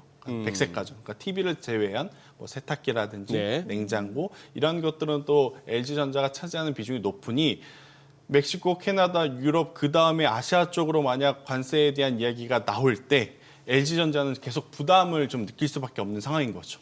LG전자뿐만 아니라 지금 우리나라 기준으로 미국 쪽에 대미 어떤 수출에 대한 비중이 높은 쪽, 뭐 백색 가전도 있겠지만 화장품 같은 기업들도 사실은 눈치 보고 있는 거거든요. 네. 괜히 눈에 띄면 표적이 될까봐. 그래서 이쪽 부분에 대해서는 오늘 반등이 나온다고 하더라도 앞서 이야기 드렸다시피 너무 섣부른 판단을 하셔서 쫓아가지는 않으셨으면 저는 좋겠다라는 의견 드리겠습니다. 네, 로봇주 좀 여쭤볼게요. 네. 사실 어제 시장 좀 조정을 보이고 있는 가운데서도 로봇주들은 또 괜찮았고 지금 뭐 테슬라에서도 지금 휴머노이드 로봇 옵티머스 지금 계속해서 공개하고 있고 뭐 지금 너도 나도 지금 삼성전자 또 레인보우 로보틱스 완전 자회사로 편입했잖아요. 예, 올해는 뭐 AI 뭐 로봇 시대라고 해도 과언이 아닐 것 같은데 로봇주에 대해서 어떤 전략이 좋을까요? 로봇주는 저는 계속 보셔야 된다. 계속. 대신에 만약 레인보우 로보틱스가 가격적으로 부담이 되신다면 감속기 쪽 SPG하고 SBB테크는 여전히 가능하다라고 좀 보여지고 있고요. 일단 삼성전자의 이재용 회장 체제 하에서 네. 저는 나름대로 뭐 삼성전자에 대한 회복도 좀 중요하겠지만 M&A에 대한 관심도가 더 높아지고 있는 네. 것은 사실인 것 같아요. 그 첫 번째가 이제 로봇이었고 특히나 로봇 같은 경우에는 뚜렷하게 대표 제품이라고 할 만한 어떤 모델들이 없습니다. 아직까지는 뭐 삼성전자 하면 뭐 보핏은 있긴 하지만 아직 모자르죠. 또 뭐 레인보우 로보틱스 하면 어떤 제품, 뭐 두산 로보틱스 하면 어떤 제품 이런 게 없기 때문에 이러한 것들이 지금 만들어지고 있는 상황 속에서 주가는 한 번 더 혹은 더 랠리가 나올 가능성이 높기 때문에 저는 로봇주들은 여전히 가장 좀 눈여겨봐야 되는 섹터 중에 하나일 수 있겠다라는 의견 드리겠습니다. 네. 그런데 지금 그동안 잘 가던 전선전력 이런 쪽이 왜 또 그거 하네요. 그러니까 이것도 뭐 어제 시장 전체가 뭐 다 빠지긴 했습니다만 네. 히토류 빼고 근데 어제 HD 현대 일렉트릭 보면 많이 안 빠졌습니다. 많이 안 빠졌어요. 네, 근데 이제 뭐가 문제였냐면 이것도 멕시코하고의 연결고리가 있는데 멕시코하고 그러니까 변압기를 미국에서 가장 많이 어떻게 보면 수입하는 나라가 멕시코를 통해서 수입을 합니다. 우리나라는 굉장히 적어요. 그런데 그 적었던 나라가 조금씩 커져가고 있었던 상황이라서 네. 우리가 관심을 좀 가졌던 건데 만약 유예가 되지 않고 멕시코 쪽으로의 관세가 계속 부과가 된다라고 가정을 하면 여기서 들어와야 될 물량을 다른 나라에서 보충을 한다 했었을 때 또 우리나라 변압기 관련 기업들이 좀 부각이 될 수 있다 보니 어제 지수 대비 아웃퍼폼한 것도 사실이거든요. 하지만 오늘 또 유예가 됐기 때문에 이 부분도 더 지켜봐야 되는데 결국 중요한 건 고사양의 하드웨어가 필요 없다면 우리가 생각한 것보다 전력 소비가 적을 수도 있겠다라는 게 최근에 어떻게 보면 조정에 좀 단초가 됐는데 저는 크게 걱정할 필요는 없다는 생각이 듭니다. 왜냐, 변압기가 AI 데이터 센터 때문에 올라온 게 아니라 애초에 교체 수요에 직면을 했기 때문에 수요가 높아져서 올라왔던 상황에 플러스 알파격으로 AI와 데이터 센터의 붐이 갑자기 겹쳐지면서 이제 속도가 더해진 것 뿐이라서 방향성에 대해서는 고민하실 필요는 없이 저는 우상향을 한다라고 좀 보고 있고 대신에 AI 데이터 센터의 어떤 이러한 좀 어지러운 뉴스 때문에 속도가 조금은 안 날 수 있으니 이 부분은 조금 감안하셔야 된다라는 의견 한번 드려보도록 하겠습니다. 네. 자, 지금 시각 8시 50분 향해 갑니다. 오늘 양시장 호가 상황 좀 체크해 보겠습니다. 먼저 코스피 예상 체결지수부터 좀 확인해 보도록 하죠. 자, 오늘 코스피가 0.7% 좀 반등 예상되고요. 2,472포인트로 집계가 됩니다. 코스닥 강보합권 예상됩니다. 704포인트로 집계가 되고 있죠. 시가총액 상위 종목 예상 체결가 보겠습니다. 삼성전자 지금 이재용 회장의 사법 리스크가 좀 덜어졌다라는 분석들이 나오고 있는 상황에서 오늘 2.7% 지금 상승 예상되고요. 호가는 52,400원. 이건데 SK하이닉스는 강보합 출발 예상됩니다. 예상 체결가 19만 1,000원. LG에너지솔루션은 0.4% 하락 예상되고요. 호가는 33만 5,000원. 삼성바이오로직스 강보합 예상됩니다. 예상 체결가 109만 6,000원. 현대차 보합 예상되고요. 기아가 좀 어제 많이 떨어졌었죠. 오늘 2.9% 상승 예상됩니다. 호가는 9만 8,500원. 셀트리온 1% 하락 예상되고요. KB금융이 1% 상승 예상됩니다. 네이버 0.9% 올라갈 걸로 보이고요. 호가는 21만 9,000원. 삼성전자 우선주 지금 상승 출발 예상됩니다. 코스닥 시가총액 상위 종목 예상 체결가 보도록 하겠습니다. 알테오젠 어제 5% 좀 하락 마무리가 됐었는데 오늘은 지금 보합 예상되고요. 에코프로비엠 0.5% 상승 예상됩니다. HLB가 약보합 출발 예상되고요. 지금 호가는 79,500원, 에코프로 강보합권 예상됩니다. 레인보로보틱스 최근에 2거래 연속 강세 흐름 이어진 모습이었는데 오늘도 추가적으로 1.6% 상승 예상되고요. 호가는 31만 4,500원으로 집계가 되고 있고요. 리가캔바이오도 오늘 1% 반등 예상됩니다. 어제 워낙 많이 떨어졌었죠. 8% 하락이었는데 오늘 좀 기술적 반등 좀 기대해 볼 수 있을 것 같고요. 삼천당제약도 1.9% 상승 예상됩니다. 호가는 17만 4,700원. 클래시스도 상승 예상되고요. 리노공업은 오늘 소폭 하락 출발 예상됩니다. 예상 체결가 20만 8,000원. 휴젤 1% 상승 예상됩니다. 사실 개장까지 8분여 가량 남았는데 오늘 양시장 일단 좀 반등이 예상되는데 글쎄 어제도 코스닥 낙폭이 좀 컸었는데 오늘도 지금 호가 상황만 놓고 봤을 때는 좀 코스닥 어떤 행보를 나타낼지 좀 아직은 좀 예측이 쉽지 않네요. 지금. 예, 그러네요. 예. 그래도 코스피 같은 경우는 이렇게 저점끼리 연결했던 그 선에서 추가 하락이 막혔고 그리고 지금 이제 미국에서 또 들려오는 소식이 그거 하니까 조금 약한데 어제 빠진 거 보면은 저거보다 더 올라도 되는데 말이죠. 네네. 근데 오늘 이제 삼성전자가 지금 호가 분위기는 좀 오랜만에 굉장히 좋아 보이거든요. 좋아요. 예. 지금 이제 삼성전자의 이재용 회장 소위 말하는 사법 리스크는 이제 끝났다고 봐도 됩니까? 아직도 뭐가 남았습니까? 일단은 이제 끝났다고 봐도 봐야 되는데 되는 이제. 거죠. 근데 이제 아쉬운 부분은 뭐냐면 네. 어제 아마 많은 투자자분들이 오전만 하더라도 우리나라 시장 힘들 때 네. 2시만 바라보자. 2시에 2시에 결과 나오면 네. 우리나라 시장은 움직일 수 있다. 어허. 삼성전자는 지금의 가격에서 더 빠지겠느냐. 그래서 많은 분들이 기대했는데 네. 전 회장인 이건희 회장 체제에서의 중심은 삼성물산과 삼성전자임은 틀림없었습니다. 예. 그런데 이건 저의 개인적인 생각이지만 이재용 회장에서의 삼성전자의 중심은 삼성물산은 그대로이지만 삼성전자보다는 삼성바이오로직스를 더 챙기는 것 같은 느낌이 있었거든요. 바이오로직스. 근데 아무래도 어제 이 결과가 나오고 나서 네. 삼성전자가 움직인 게 아니라 삼성바이오로직스가 치고 올라가면서 이제 지수로 일정 그렇게 부분 좀 됐어요? 방어를 했기 때문에 우선은 삼성바이오로직스의 이제 추가적인 상승세를 좀 보는 게 현실적으로 지금 더 나은 선택이 아닐까라는 생각이 들고 있고 삼성전자는 오늘 기술적 반등이 나오더라도 한 가지 전제 조건이 잘 따라 붙어줘야 됩니다. 뭐냐면 다시 외국인들의 지분율이 50%가 넘어야지 기관도 그렇고 개인 투자자분들도 그렇고 조금은 믿고 다시 한번 아래에서 좀 투자할 만한 어떤 요건이 성립이 된다라고 좀 보시면 될 것 같고요. 그렇지 않다면 굉장히 또 힘 빠지는 기간 조정이 나올 수 있기에 이 부분은 꼭 조의하셔야 된다라는 의견 드리겠습니다. SK하이닉스는 어때요? 지금 엔비디아가 이제 딥시크 이슈 때문에 좀 주가가 직격탄을 맞았고 그 이후에 지금 SK하이닉스도 아무래도 영향을 받는 모습인데 어떨까요? SK하이닉스는 사실 수 있다면 사셔야 되는 게 맞을 것 그래요? 같아요. 왜냐하면 이 HBM이라고 하는 그리고 AI라고 하는 시대는 이제 막 개화하기 시작을 한 상황이고 여기 이제 이러한 딥시크 같은 경쟁사들은 당연히 나타나기 마련입니다. 네. 과거에 우리가 전기차를 놓고 봤을 때도 처음엔 테슬라 독주였었어요. 그런데 지금은 완성차 기업들 너나 할 것 없이 다 전기차를 만들어 나가는 지금 시대지 않습니까? 엔비디아도 마찬가지일 것 같아요. 일단 출발은 엔비디아가 독주 상태. 하지만 여러 가지 이제 소프트웨어 플랫폼들이 많아지고 있는 상황 속에 저는 SK 하이닉스와 같은 기업들에게는 그래도 이제 기회는 다시 한 번 더 올 가능성이 높아서 지금의 가격은 저는 매수를 해도 괜찮지 않겠나라는 생각이 들고 있고 결국 미국은 중국을 견제하면서 조금 더 초격차 기술의 격차를 더 벌리기 위해서 네. 과감한 투자에 대한 이야기들이 좀 나올 가능성이 높거든요. 그렇게 되면 저는 SK 하이닉스 플러스 장비주들은 그래도 조금 더 기대해 볼 만한 요소는 아직 남아 있지 않나라는 의견 드리겠습니다. 이 질문은 이렇게 질문할 때마다 이렇게 참 마음이 무거운 질문인데 이거 어떡하죠? 이거 2차 전지. 최근에 또 실적도 발표됐지 않습니까? 네. 아니 근데 이게 오늘은 뭐 같이 반등이 나올 수도 있는 흐름이겠습니다만 그 반등 보고 뭐 신규로 들어가든지 뭘 하든지 지금 2차 전지 쪽에서는 사실 많은 분들이 이제 뭐랄까 마음을 졸이고 하는 단계도 지나셨어요. 지났죠. 다 지났어요. 다 지났고 방치죠. 이제는 무슨 뭐 원망도 뭐도 이제 없는 것 같아요. 뭐 그 정도까지 왔는데 이 지금 2차 전지 한번 그 상황이 어때요 지금?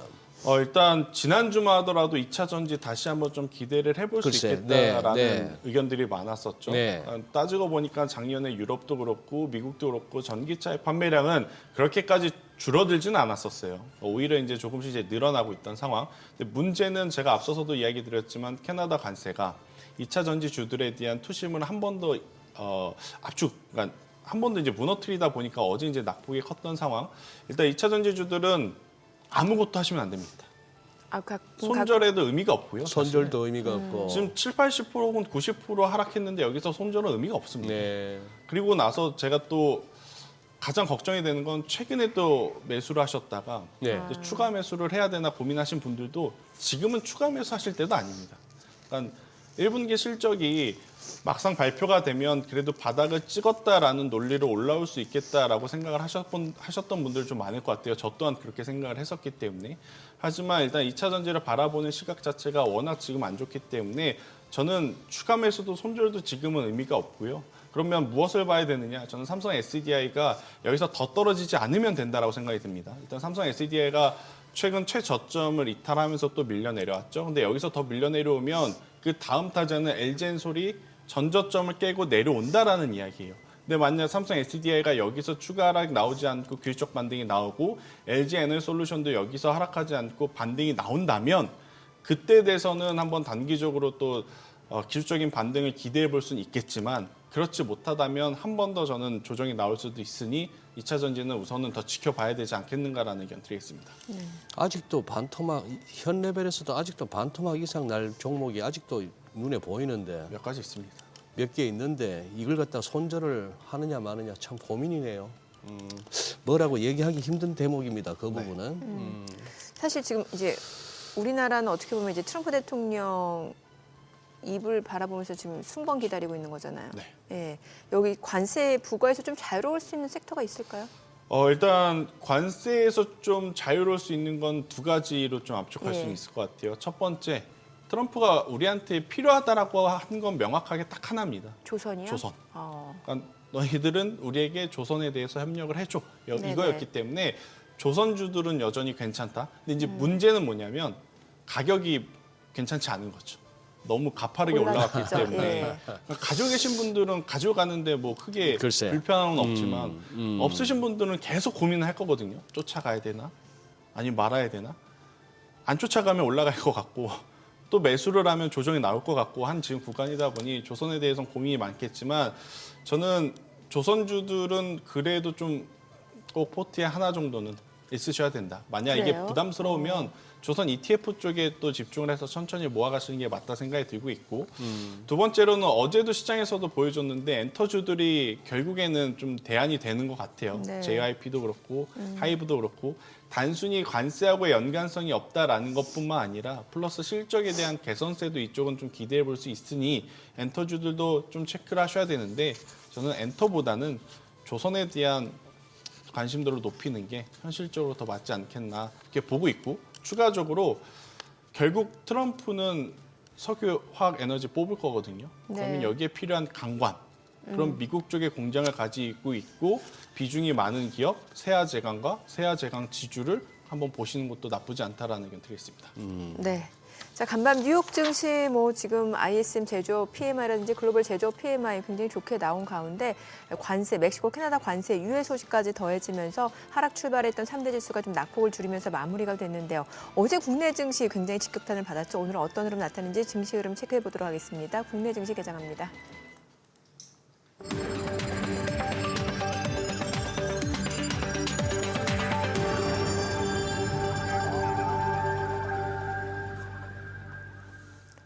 네, 2월 4일 화요일 국내 증시 개장했습니다. 간밤 뉴욕 증시 3대 지수 낙폭을 줄이면서 마무리가 됐습니다만 여전히 주요 빅테크주들이 좀 많이 떨어지면서 특히 테슬라 낙폭이 굉장히 두드러졌죠. 나스닥이 1% 넘게 떨어지는 모습이었고 지금 이제 캐나다, 멕시코 그리고 캐나다 지금 관세 한 달 정도 유예 소식이 전해진 가운데 오늘 국내 증시도 일단은 어제 워낙 많이 떨어졌기 때문에 좀 기술적 반등을 기대해 볼 수 있는 기대감은 있습니다만 과연 또 어떤 출발을 나타내는지 지수부터 좀 체크해 보겠습니다. 코스피가 1% 반등 보여줍니다. 2,481포인트고 코스닥도 1.3% 상승합니다. 713포인트입니다. 양시장 반등 보여주고 있고요. 시가총액 상위 종목 시초가 보도록 하겠습니다. 삼성전자 오늘 1.5% 올라갑니다. 지금 51,700원이고요. SK하이닉스도 1.3% 상승합니다. 193,500원. LG 에너지솔루션도 1.3% 반등 보여줍니다. 341,000원이고요. 삼성 바이오로직스는 1% 떨어집니다. 108,100원. 현대차 1.4% 올라갑니다. 204,500원이고 기아도 2.6% 강세입니다. 98,700원에 거래되고 있고요. 셀트리온도 올라갑니다. 176,900원. KB금융 2% 상승합니다. 96,600원이고요. 네이버가 2.5% 상승하면서 222,500원에 거래되고 있습니다. 삼성전자 우선주도 지금 0.9% 올라가고요. 네이버가 상승폭이 좀 더 확대가 됩니다. 자, 카카오도 좀 보도록 할게요. 카카오가 2.8% 상승합니다. 43,900원이고 43,000원이고 어제 9%, 그 전날 7%. 지금 계속해서 이제 플랫폼 관련주들이 딥시크 쇼크 이후에 좀 수혜주로 부각이 되면서 지금 강세를 보여주고 있고 특히나 이제 카카오 같은 경우는 그 대표가 지금 오픈 AI 샘 올트먼과 만난다라는 소식까지 더해지면서 협업에 대한 기대감까지 좀 높아지면서 그런 부분이 주가 상승 모멘텀으로 이어지는 것 같습니다. 오늘 플랫폼 관련주 네이버 카카오가 지금 상승 보여주고 있는 상황이고요. 코스닥 시가총액 상위 종목 시초가도 보겠습니다. 알테오젠 오늘 2.8% 반등 보여줍니다. 최근에 6거래일 연속 강세 보이다가 어제 좀 5% 급락으로 마무리가 됐었는데 오늘 하루 만에 다시 한번 좀 탄력적으로 올라가고 있는 상황입니다. 362,200원. 에코프로비엠도 3.7% 반등 보여줍니다. 123,500원에 거래되고 있는 상황이고요. 자, 그리고 에코프로도 오늘 3.8% 강세입니다. 59,400원에 거래되고 있습니다. 자, 그리고 HLB도 0.8% 상승 보여주네요. 82,200원. 레인보우 로보틱스 3거래 연속 강세 흐름 이어집니다. 3.5% 올라가면서 325,500원에 거래되고 있고요. 리가캔바이오도 2.8% 상승합니다. 119,900원. 그리고 삼천당제약도 올라갑니다. 173,300원이고 클래시스도 1.5% 올라가면서 54,000원. 리노공업도 상승합니다. 210,000원이고 휴젤도 1.28% 상승하면서 237,500원에 거래되고 있습니다. 오늘 시장에서 특징을 보여주고 있는 섹터 종목들 좀 체크를 해보도록 하겠습니다.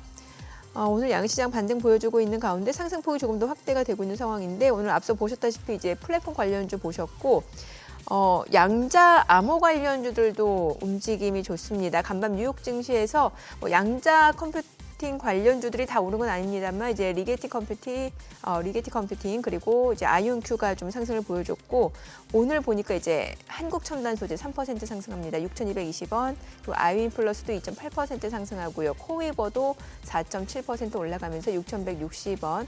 바이로그 디바이스, CQ센도 각각 3%, 2% 올라가고요. 엑스게이트가 5% 올라갑니다. 7,710원에 거래되고 있고요. 또 지금 드림 시큐리티 그리고 KCS도 각각 2.9%, 7% 강세고 ICTK, 우리로도 4% 강세 보여주고 있습니다. 양자 컴퓨팅 관련주들 흐름도 좋고요. 그리고 우주항공 관련주들도 흐름 좋습니다. LIG 넥스원이 지금 7% 강세입니다. 243,000원이고요. 현대 로템도 4.2% 올라가고 있습니다. 59,300원. 그리고 인텔리언테크도 5% 강세 39,550원이고요. 하나 에어로스페이스도 1.9% 올라갑니다. 이수페타시스도 3.8% 상승 보여주고 있고요. 뭐 그밖에 파이버프로, 제노코, 한화시스템도 각각 3%에서 2% 올라가고요. 한양 디지텍도 3% 이상 올라갑니다. 오늘 우주항공 관련주들 흐름 좋습니다. 자, 뭐 지금 AI 챗봇 관련주들도 움직임 좋네요. 폴라리스 AI가 8% 강세입니다. 그리고 코난 테크놀로지도 지금 7% 올라가고요. 지금 보시게 되면은 뭐 SP소프트 4% 올라가고 브레인즈 컴퍼니도 4.7%, 마음 AI도 3% 이상 올라갑니다. 오늘 AI 챗봇 관련주들, 뭐 플랫폼 관련주, 온디바이스 AI까지도 움직임 좋습니다. 제주 반도체 7.8% 상승합니다. 지금 14,380원이고 네페스아코도 2.6% 올라가고 있는 상황이고요. 자, 그리고 뭐 가온칩스, 칩스앤미디어, 퀄리터스 반도체 모두 2% 이상 올라갑니다. 자, 오늘 수급 상황 좀 체크해 보도록 하겠습니다. 유가증권 시장에서는 지금 현재 개인과 기관이 삽니다. 개인은 303억 원 순매수 보여주고 있고요. 기관은 지금 236억 원 매수 우위, 외국인은 여전히 516억 원 순매도를 나타내고 있고요. 코스닥에서는 외국인과 기관이 동반 매수 보여줍니다. 각각 277억 원, 기관은 40억 원 순매수, 개인은 279억 원 매도 우위를 나타내고 있고요. 환율 체크해 보도록 하겠습니다. 달러 환율입니다. 정규장 마감 대비로 8원 20전 하락한 1,459원에 개장이 됐습니다. 오늘 호가랑 분위기 다르네요. 오늘 코스닥이 확실히 좀 탄력적으로 올라가네요. 어제 워낙 많이 떨어졌잖아요. 워낙에 많이 네. 떨어져서 어지간하면 지금 다 네. 오르고 있죠. 야, 어제 우리 거래소에서만 한 1조 이상 사지 않았나요? 우리 개인들. 그렇죠. 잘하신다. 뭐 살라고 산 건지 대놨다가 사진 건지는 몰라도 어쨌거나 거기서 이런 거 보면 약간 외국인도 사람은 사람이에요. 뭐 신은 아니야 이 친구들도. 예. 어제 우리 저 월요일 날 이제 이 시간에 이제 이중강 대표 나오셨는데 계속해서 이제 그 메시지를 던지고 가고 싶어 하셨어요. 이게 무슨 깊은 하락 조정의 시작이라기보다도 어떤 그 노이즈로 인한 관세라든지 이런 것들로 인한 변동성 확대 구간을 좀 지나고 있는 것이다 이렇게 했는데 우선 우리 저기는요. 우리 김태성 본부장 보시기에 소위 말하는 시황관입니다. 지금 여기서 미국이나 우리 시장이나 여기서 어떤 좀 깊은 시장이 깊은 조정으로 갈 가능성을 염두에 두시는 거예요? 아니면 일어나 결국은 상방으로 조금 더 고점을 높여가는 2025년 될 것이다. 어떻게 보세요? 박스권에 갇힐 것 같습니다. 박스권에. 네, 저는 개인적으로. 그러니까 미국도 사실 지난 2년 동안 너무 급격하게 오른 것에 따른 부담감, 그리고 이제 트럼프 대통령이 가지고 있는 리스크, 그리고 이제 그들도 물가를 잡지 못하게 되면 계속 금리에 대한 카드가 오르락 내리락씩 할 수밖에 없는 상황이거든요. 네. 그럼 여기서 만약 지수가 상승하고 기업들이 상승을 한다라고 생각을 하면 그 상승할 만한 요인들을 좀 체크를 해봐야 하는데 녹록치는 않습니다. 그러니까 워낙 가격적으로 많이 올라온 상황이라서 네. 그래서 저는 미국 같은 경우에는 오히려 박스권에 조금 답답한 흐름들이 나오고 있는 반면 우리나라 같은 경우에는 워낙 낮은 가격에서 지금 이제 올라갈 거냐 말 거냐의 어떤 기로에 서 있는 상황이라서 오히려 변동성은 우리나라 아니면 일본, 중국에서 조금 더 크게 나타날 가능성이 높지 않겠나 싶어서 지수는 미국은 저는 박스권, 우리나라 같은 경우에는 약간이지만 점진적인 우상향은 조금은 기대해 볼 수 있겠다. 대신에 이제 여기서 지수가 올라간다 그래서 시장 전체의 질 자체가 좋아진다가 아니라 그 안에서 실적이 조금 받쳐주는 기업들 먼저 좀 체크를 하셔야 될 것 같아요. 실적. 그러니까 제가 네. 무슨 네. 조금 더 설명을 드려보면 실적이 좋아질 것 같아서 올라온 쪽들은 조심하셔야 되고 대표적으로 방산 그리고 아하. 조선 그리고 반도체 쪽. 근데 이제 그동안에 실적이 안 좋아서 빠졌지만 앞으로 이제 실적이 좋아질 가능성이 보여서 이제 올라오는 쪽을 본다면 제약바이오 쪽에서 CDMO, CMO 아니면 바이오 시밀러 이쪽을 한번 체크를 해보는 게 지금은 더 맞지 않겠나라는 의견 드리겠습니다. 안 그래도 제약바이오 좀 여쭤보고 싶었는데 네. 오늘 보니까 한참 알테오젠 지난해 워낙 이슈가 많았잖아요. 그렇죠. 그런데 예. 뭐 주가 어느덧 보니까 다 회복이 됐고 지금 오늘도 6% 강세고 뭐 알테오젠뿐만 아니라 리가켄바이오, 뭐 삼천당 제약, 뭐 뭐 종목별로는 좀 저희가 옥석 가리기는 필요해 보입니다만 제약바이오는 관세 쪽에서는 자유로워요? 어때요? 자유롭다라고 하기에는 조금 애매한 게 결국에 이제 제약바이오는 금리와 조금 더 밀접하지 않습니까? 예. 그런데 이제 관세를 좀 과하게 부과하고 이게 관세가 무역 협정이 아니라 무역 전쟁이 돼버리게 되면 금리에도 큰 타격이 오기 때문에 조금 거리가 멀다라고는 할 수는 없지만 그래도 저는 숫자를 좀 확인을 할 수 있는 기업 쪽은 괜찮지 않겠습니까? 지금 앵커님께서 언급하셨던 리가켄바이오, 알테오젠은 당연히 주도주였기 때문에 계속 보시는 것에 저도 이의는 없습니다. 하지만 없으신 분들이 공격적으로 투자를 해도 될까라고 물어보시면 그건 저는 조심하시는 게 맞다라고 좀 생각이 들고 있고 오히려 바이넥스라고 하는 기업을 여러분들이 꼭 한번 보셨으면 바이넥스? 좋겠어요.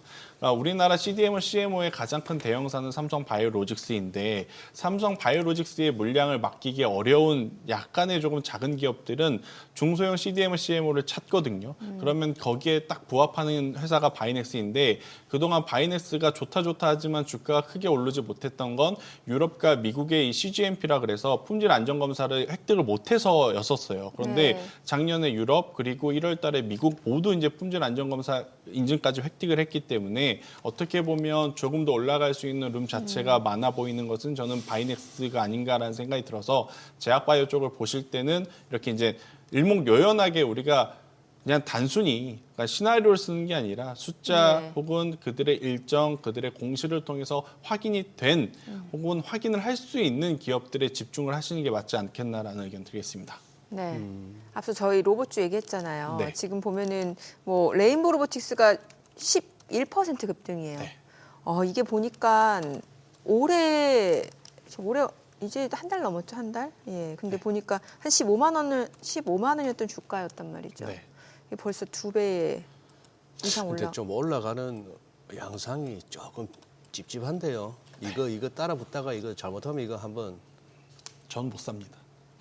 저도 별로 저렇게 올라가는 종목은 안 먹고 말지.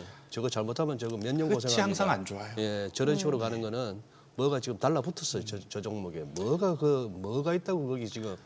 네. 그러니까 레인보우 로보틱스의 사명이 이제 삼성 로보틱스로 뭐 바뀐다라는 글쎄. 썰도 좀 있는 상황이다 보니까 네. 아무래도 이쪽으로 좀 많이 관심도가 붙고 있는데 저는 레인보우 로보틱스를 쫓기보다는 앞서 이야기 드렸던 감속기 업체를 좀 보자. 차라리. 네, 차라리 그게 현실적으로 더 투자의 메리트가 있습니다. 레인보우 로보틱스가 지금 돈을 벌고 있느냐, 감속기 기업이 돈을 벌고 있느냐라고 보면 감속기 기업이 돈을 벌고 있고 레인보우 로보틱스는 아직 이들의 주가와 이들의 시총 대비해서의 성적은 형편없습니다. 형편없어요. 그런데 이제 뒷배가 삼성이라는 것 때문에 지금 굉장히 이제 주가가 많이 올라가고 있어서 이 부분은 투자하실 때 조금 주의를 하셔야 되지 않을까라는 의견 드리겠습니다. 아까 막 우리 김 본부장께서 한참 설명하는 동안에 자막으로 나온 게 당정에서 52시간 특례 반도체법 네. 핵심은 그거죠. 바쁠 때 좀 일 좀 해야 될 때는 52시간에 묶여서 그런 거 하지 말고 좀 예외를 두자는 그 법안이죠, 저게. 그렇죠. 그러니까 테슬라 일론 머스크가 이런 이야기를 했습니다. 주에 40시간 일하는 사람과 주에 100시간 일하는 사람의 추후의 성과와 성공은 달라질 수밖에 없다. 네. 그런데 이제 우리나라는 더 일하고 싶어도 지금 어떻게 보면 제도적으로 약간의 좀 막혀 있는 부분들이 있어서 좀 유연하게 어떻게 보면 좀 변화를 좀 줄 수 있는 게 필요하지 않겠나라는 의견 드리겠습니다. 지금 무슨 뭐 AI니 뭐니 어쩌고 저쩌고 하면서 지금 변하는 속도는 빛의 속도인데 그렇죠. 우리는 칼퇴근해야 되고 일을 하고 싶어도 불 끄고 나와야 되고 PC 끄고 나와야 되고 그러네. 좀 한가하네요, 우리가. 지금 건설 쪽도 최근에 좀 움직였는데 여기도 무슨 그럴 만한 근거가 있었습니까? 아니면 한 번의 테마였습니까? 현대건설을 제외하고는 보지 말자가 저의 현대건설 기본적인 제외하고는? 시각입니다. 현대건설도 그럼 좋다라고 보기엔 어려운 거고요. 예. 그나마 그래도 현대건설만큼은 뭔가 미래를 조금 꿈꿀 수 있을 만큼의 해외에서의 성과 혹은 이제 원전이라고 하는 대형 원전이라고 하는 또 턴키 과거의 수주 이력들이 있기 때문에 예. 하지만 그 외의 건설주들은 지금 주택 경기도 그렇고 건자재 지금 시장도 그렇고 다 안 좋기 때문에 이게 이제 잠시 러시아, 우크라이나 어떻게 보면 종전 관련주로 움직인 기업들이 굉장히 많거든요. 네. 근데 종전하면 중소형 건설사 안 부를 겁니다. 그래서 이제 예. 오히려 두산 인프라코어, 현대 인프라코어라든지 뭐 현대 건설기계라든지 종전을 생각하신다면 건설보다는 건설기계를 보시는 게 더 네. 합리적인 선택일 수 있겠다라고 저는 생각이 드네요. 네. 이제 어느 정도 좀 국내 증시 지금 박스권이라고 말씀을 주셨으니까 그러면은 어떤 섹터 포트폴리오를 어떤 식으로 꾸려가는 게 좀 수익률 측면에서 좋을까요? 일단 쫓아가신다면 저는 로봇주는 필수적으로 아까 감속기 쪽? 네, 감속기 쪽으로는 지금이라도 포트에 꼭 하나는 있어야 된다라는 어떤 생각이 종목이라고 들고 하셨죠? 있고요. 저는 만약 중소형주를 원하신다면 SBB 테크, 안정성을 원하신다면 SPG라는 기업을 여러분들이 꼭 SBTech, 한번 SPG. 체크를 하셨으면 좋겠다는 생각이 들고 있고, 혹은 신규 상장주 안에서 변동성을 원하신다면 클로봇까지도 저는 괜찮다라고 보여져요. 그런데 이제 그 외의 종목군들은 좋은 기업들 많죠. 하이젠, RNM, 뭐 로보티즈, 로보스타 다 좋지만 가격적으로 워낙 지금 부담이 되기 때문에 어느 정도 이제 제가 선별을 해서 좀 말씀드린다라고 좀 보면 될 것 같고요. 반도체는 SK 하이닉스만 먼저 보자일 것 같습니다.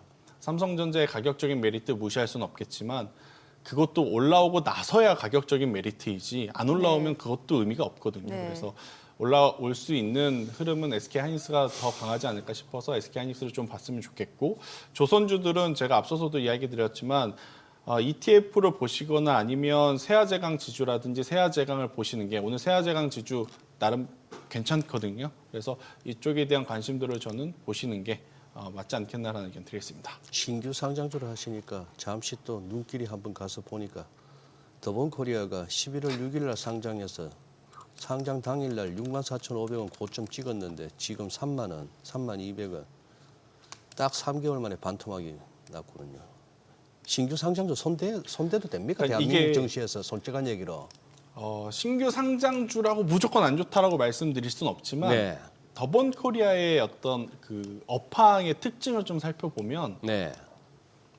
인구가 줄어들고 있는 나라에서 네. 아, 요식업이 엄청나게 크게 성장을 하는 걸 바라는 것도 저는 욕심이었다라는 생각이 들어요. 그래서 뭐 더본코리아가 나쁘다 좋다 이게 문제가 아니라 투자적인 입장에서는 그렇게 좋은 선택지는 아닐 수 있겠다, 저는 이렇게 설명드리겠습니다. 하다못해 신주쿠에는 백종원 씨 이렇게 사진 걸릴 수 없는가? 그쪽에는 뭐 일본도 가서 뭐 우동이 좀 심심하네요 해서 뭐 좀 고춧가루 좀 더 넣고 이런 식으로 레시피 좀 해주고, 지금 쉑쉑버거에다가 약간 좀 뭐랄까 한국인이란다. 예. 네, 더본코리아의 지금 가장 큰 또 안 좋은 점은 전체 매출의 가장 큰 부분이 지금 백다방 하나에 조금 더 치우쳐져 있는 거. 근데 이제 백다방도 사실 경쟁사 많잖아요. 메가커피, 컴포즈 뭐 이런 쪽이랑 또 경쟁을 해야 되다 보니 수익성이 계속 유지가 될까에 대한 고민도 지금 필요한 상황입니다. 쟤는 내일입니까? LG CNS 내일 상장인가요? 5일 신고식 하는 거 보니까 내일인가 내일인 보네. 것 같습니다. 저도 저기서 일정은 저기서 또 얼마를 빨아가나?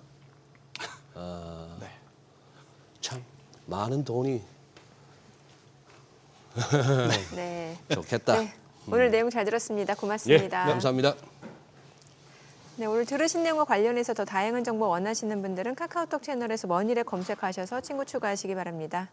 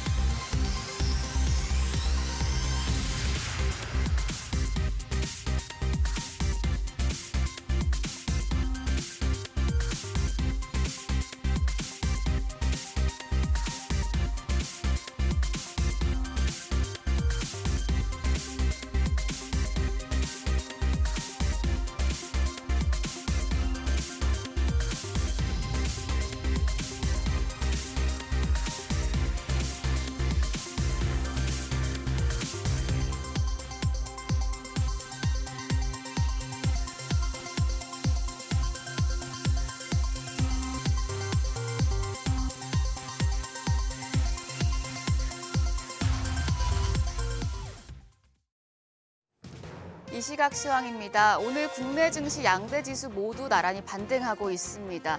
트럼프발 관세 전쟁 우려가 잦아들면서 지금 양지수 바로 반등하는 모습인데요. 코스피가 1.4% 올라갑니다. 2,489선 가리키고 있고요.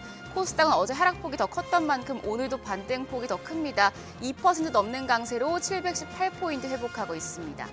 수급 상황 보겠습니다. 유가증권 시장 매매 동향입니다. 어제 외국인이 강하게 매도 우위를 보였었는데 오늘은 195억 원 순매수하고 있고요. 기관 역시도 577억 원 사자세 보여주고 있습니다. 오늘은 개인만 홀로 807억 원 매도 우위 기록 중입니다. 코스닥 시장입니다.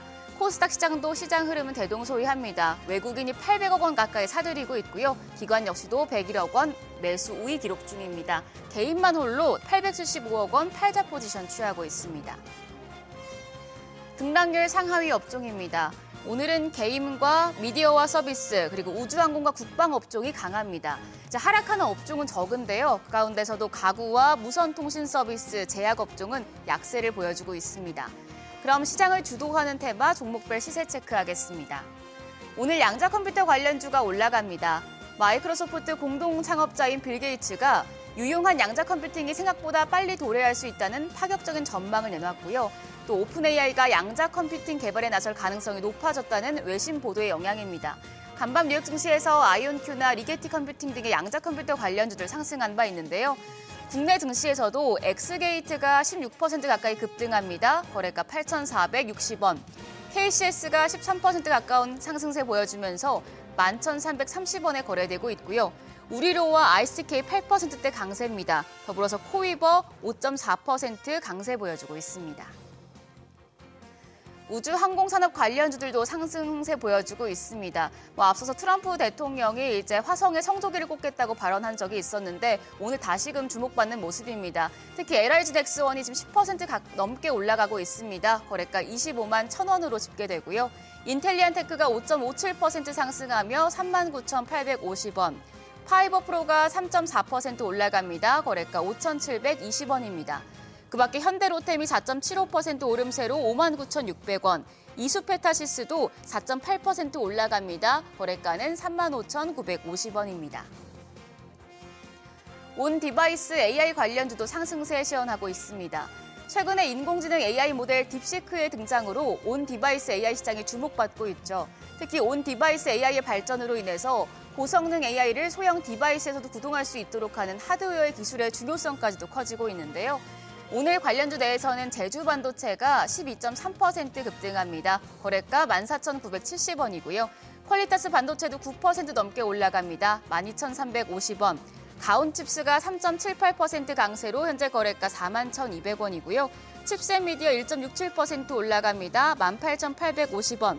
더불어서 유니퀘스트도 3% 넘는 오름세 시현 중입니다. 거래가 6,070원으로 집계되고 있습니다.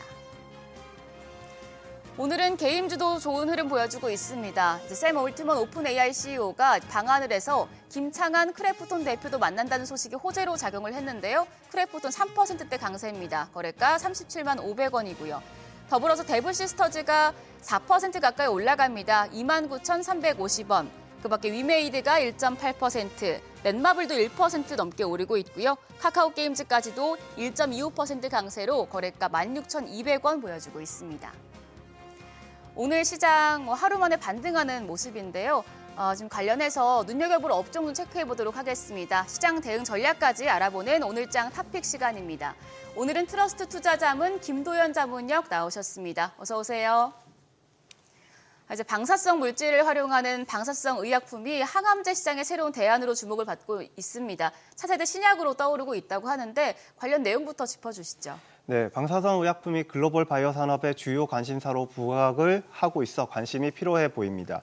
과학기술정보통신부에 따르면 2023년 글로벌 방사성 의약품 시장 규모는 7조 5천억 규모로 추산이 됩니다. 현재 연평균 11.3%의 성장률을 기록을 하고 있고 2032년에는 약 20조 원까지 확대가 될 것으로 예상이 됩니다. 방사성 의약품이란 세포 구성물질이나 약물에 방사성 동위원소를 결합하여 체내에 투여한 뒤 표적에 도달한 방사성 동위원소가 방사선을 방출해 질병을 진단, 치료하는 의약품을 말합니다. 방사선 의약품은 표적 세포에만 방사선을 집중시킴으로써 다른 세포에 대한 독성이 거의 없이 장기 손상을 줄이고 항암 치료가 가능하기 때문에 최근 글로벌 빅파마들의 관심이 높아지고 있습니다. 그중 글로벌 빅파마인 노바티스와 바이엘은 최근에 빅딜을 진행하면서 경쟁력을 강화해 나가고 있습니다. 특히 노바티스의 방사선 의약품인 플루빅토는 작년 상반기에만 9,600억 원의 매출을 달성하면서 방사선 의약품으로는 처음으로 블록버스터 등극을 눈앞에 두고 있습니다. 이렇게 방사선 의약품이 항암 치료 시장에서 유망한 치료법으로 떠오르고 있는 만큼 관련 분야를 주목하시기 바랍니다. 네, 그럼 전문가님께서는 방사성 의약품 관련주 중에서 어떤 종목 눈여겨보고 계신가요? 네, 국내 방사성 의약품 관련주로는 SK바이오팜과 퓨처캠과 셀비온을 보시면 좋을 것 같습니다. 우선 SK바이오팜은 미국 에너지부를 통해서만 확보할 수 있는 방사성 동위 원소인 악티늄을 미국 기업 테라파워로부터 확보할 수 있는 공급 계약을 체결하기도 하였고, 지난해 홍콩 기업으로부터 후보 물질을 도입하면서 현재 전임상을 진행 중이기도 합니다. SK바이오팜은 내년까지 임상 1상을 진입을 목표로 하고 있는 만큼 앞으로 임상 진행 과정을 잘 체크해 보시기 바랍니다. 두 번째 기업인 퓨처캠은 현재 전립선암 치료제로 한국과 미국에서 임상 2상을 진행 중에 있습니다. 임상에서 객관적 반응률과 질병 통제율에 대해 모든 환자에게 유효함을 확인하였고, 올해 상반기에 임상 3상 진입과 조기 품목 허가 신청을 목표로 하고 있는 만큼 파이프라인의 임상 결과에 따라서 주가 변동성이 나타나 줄 것으로 생각이 됩니다. 세 번째 기업인 셀비온 역시 현재 한국에서 임상 2상을 진행 중에 있는데, 임상 2상에서 전립선 환자를 대상으로 해서 방사성 의약품의 효과를 입증을 하였고, 올해 방사성 의약품 임상을 마무리하고 출시를 목표로 하고 있습니다. 퓨처캠과 셀비온 모두 후보 물질에 대해서 식약처로부터 희귀의약품을 지정받아서 임상 이상을 마치고 이르면 올해 조건부 승인을 신청할 것으로 예상이 되고 있습니다. 방사성 의약품이 바이오 시장에서 새로운 치료법으로 떠오르고 있는 만큼 긍정적인 결과가 나와준다면 좋은 주가 흐름을 보여줄 것으로 생각이 되니까 한 번씩 체크해 보시기 바랍니다. 네, 우리 시장 어제 검은 월요일을 겪은 후에 지금 빠르게 회복하고 있는 모습인데요. 대응 전략 어떻게 가져가면 좋을까요? 네, 최근 트럼프 대통령이 멕시코, 캐나다, 중국의 관세 전쟁을 선포를 하면서 국내 시장의 투심이 악화가 되고 있습니다. 트럼프의 관세 부과는 타국가의 대응으로 이어질 수가 있겠고, 이는 다시 미국의 보복 관세 폭을 높이는 결과를 불러일으킬 수 있습니다. 이렇게 된다면 글로벌 무역 전쟁의 전면전까지 확산될 수 있기 때문에 시장의 우려가 커지고 있다라고 보실 수 있겠습니다. 과거 트럼프 1기였던 2018년에는 무역 전쟁이 시작되면서 코스피는 약 20% 가까이 하락한 바 있었기 때문에 국내 증시가 특히 민감한 반응을 보이고 있지 않나라고 생각이 됩니다. 그러나 2018년은 2016년 이후 반도체 상승 사이클로 올라왔던 지수가 하락하는 과정이었다라고 한다면, 지금은 반대로 지난해 하락장에서 올해 초 바닥을 만들고 상승 추세로 전환해 가는 과정에 있기 때문에 2018년과는 좀 다르게 봐야 된다라고 말씀을 드리고 싶고, 환율 또한 역사적 고점 부근에 있는 만큼 여기서 더 달러 강세가 확대된다라고 보기에는 좀 어렵지 않을까 생각을 하고 있습니다. 그렇다고 한다면 지금 시장은 지수 바닥과 달러 고점을 재확인하는 그런 시장으로 진행될 가능성이 높다라고 생각이 되고, 이번 지수의 약세 조정은 분할 매수의 기회가 되지 않을까라고 생각을 합니다. 따라서 부정적인 시각으로 시장을 바라보시기보다는 긍정적인 시각으로 시장을 바라보시면서 분할 매수에 임하신다면 좋은 성과 있을 것으로 생각이 됩니다. 네, 지금까지 업종과 대응 전략 알아봤습니다. 전문가님 오늘 말씀 고맙습니다.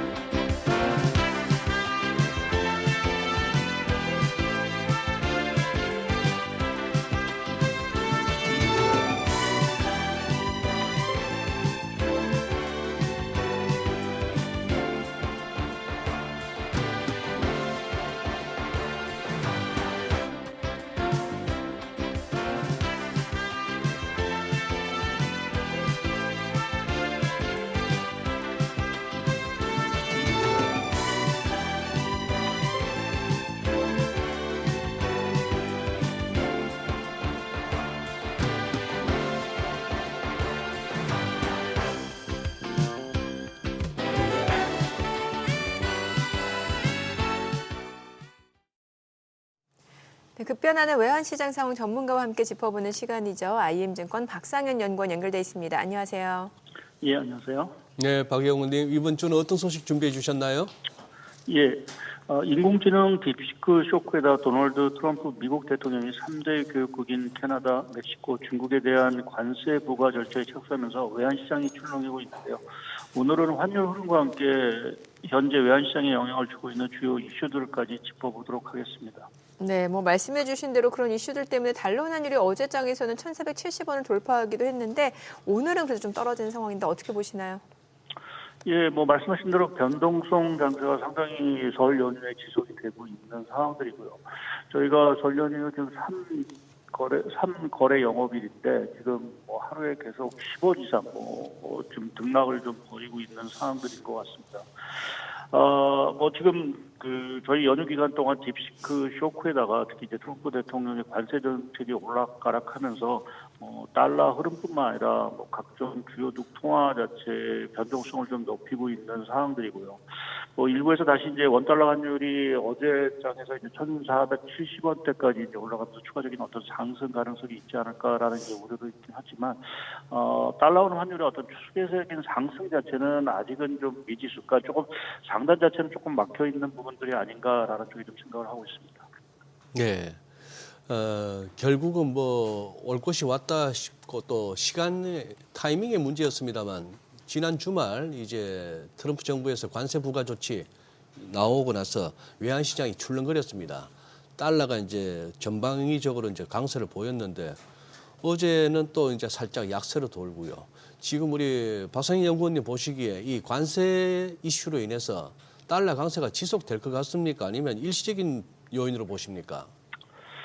저 개인적으로는 달러는 어느 정도는 고점 수준에 왔다라는 좀 생각을 하고 있습니다. 그러니까 지금 물론 이제 트럼프 대통령의 관세 정책이 뭐 지금 오락가락하면서 시장에 변동성을 주고 있고 향후에 이제 이제 중국 관세라든지 또 좀 한 달 유예된 관세 조치가 다시 뭐 부활된다라고 하면 또 달러 강세로 갈 가능성은 상당히 있긴 합니다. 그렇지만 트럼프 대통령의 기본적인 정책 자체가 사실은 저물가 저금리라는 부분의 기조를 사실은 갖고 있기 때문에 관세 정책 자체를 그렇게 뭐 파괴적으로 사실은 추진할 가능성은 커 보이지는 않는 사항들이고요.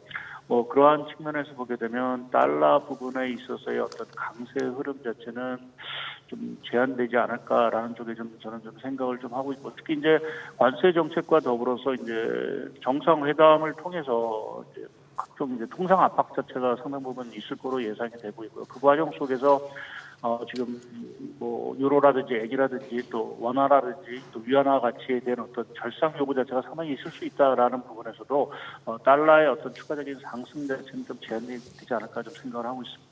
네, 뭐 지금 국내는 정치적 리스크가 지속되면서 이제 단기간에 펀더멘털 호전을 기대하기 쉽지 않을 것 같은데 달러 환율 방향키 원화보다는 뭔가 좀 대외 변수에서 계속해서 좌우될 수밖에 없다라고 보시나요? 어떻게 보시나요?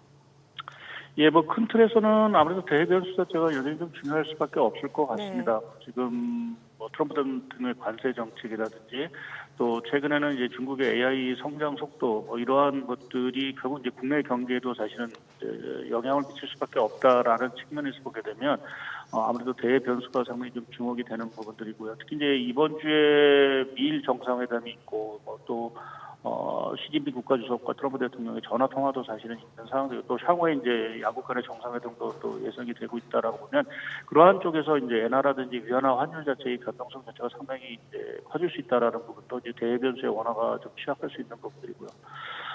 이제 더더욱 이제 문제는 사실은 이제 국내 변수도 해소가 안 되고 있다라는 부분입니다. 특히 국내 내수 경기의 어떤 부진 자체가 상당히 지속이 되고 있고 정치 불확실성 자체는 해소가 되지 못하고 있는 이러한 상황들 자체는 뭐 대외 변수뿐만 아니라 국내 변수 자체도 원화 흐름에 있어 상당히 좀 약세 압력을 계속 좀 주고 있다라는 부분에서 국내 원화 가치 자체는 지금 뭐 대외, 대내 양쪽에서의 흐름에 다 영향을 받고 있다라고 좀 봐야 될 것 같습니다.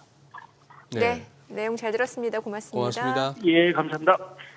네, 미국 트럼프 대통령이 본격적으로 3대 교역국이죠. 중국, 멕시코, 캐나다에 대한 관세 정책을 내놓기 시작했고 또 간밤엔 또 관세 유예 소식까지 나오는 상황입니다. 계속해서 관세 전쟁이 이어지고 있는 상황이고 또 중국에서는 딥시크 지금 미국 국내 증시 쪽 쇼크가 AI 관련 산업 그리고 주식 시장까지 많은 영향을 주고 있습니다. 네, 관세든 AI든 딥시크든 중국 관련한 소식들 요즘 많이 쏟아지고 있는데 네. 우리 시청자 여러분 또 이분의 또 시각이 궁금하실 것 같습니다.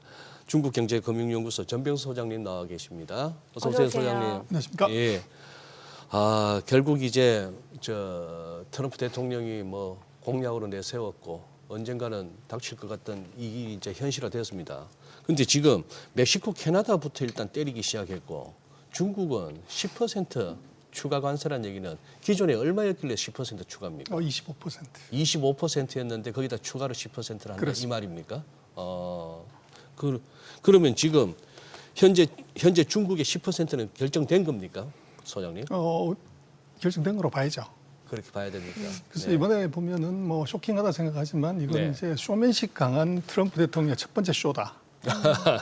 그래서 네. 이거는 60% 때리는 것이 진짜 관세인데 이번에 10%밖에 안 때렸어요. 이 얘기는 뭐냐 그러면 협상의 의지가 있다는 걸 보여준 겁니다. 네.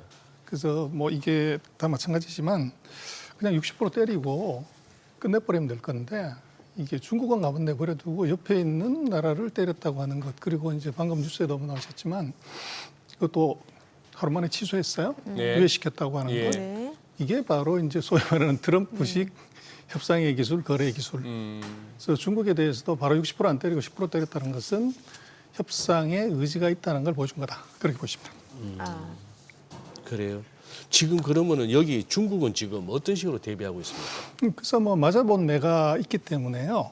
그래서 이게 중국은 맞아본 매기 그렇습니다. 때문에 4년 전에 25%를 네. 이미 맞아봤고 예. 그래서 2025년에 중국 경제 정책이나 계획을 세우는데 이걸 감안한 것 같아요. 그래서 이 5% 성장 목표를 잡아 놓을 것 같은데 아마 여기는 이제 수출 감소를 완충할 수 있는 이제 내수 쪽에서 이것을 이게 완충한다.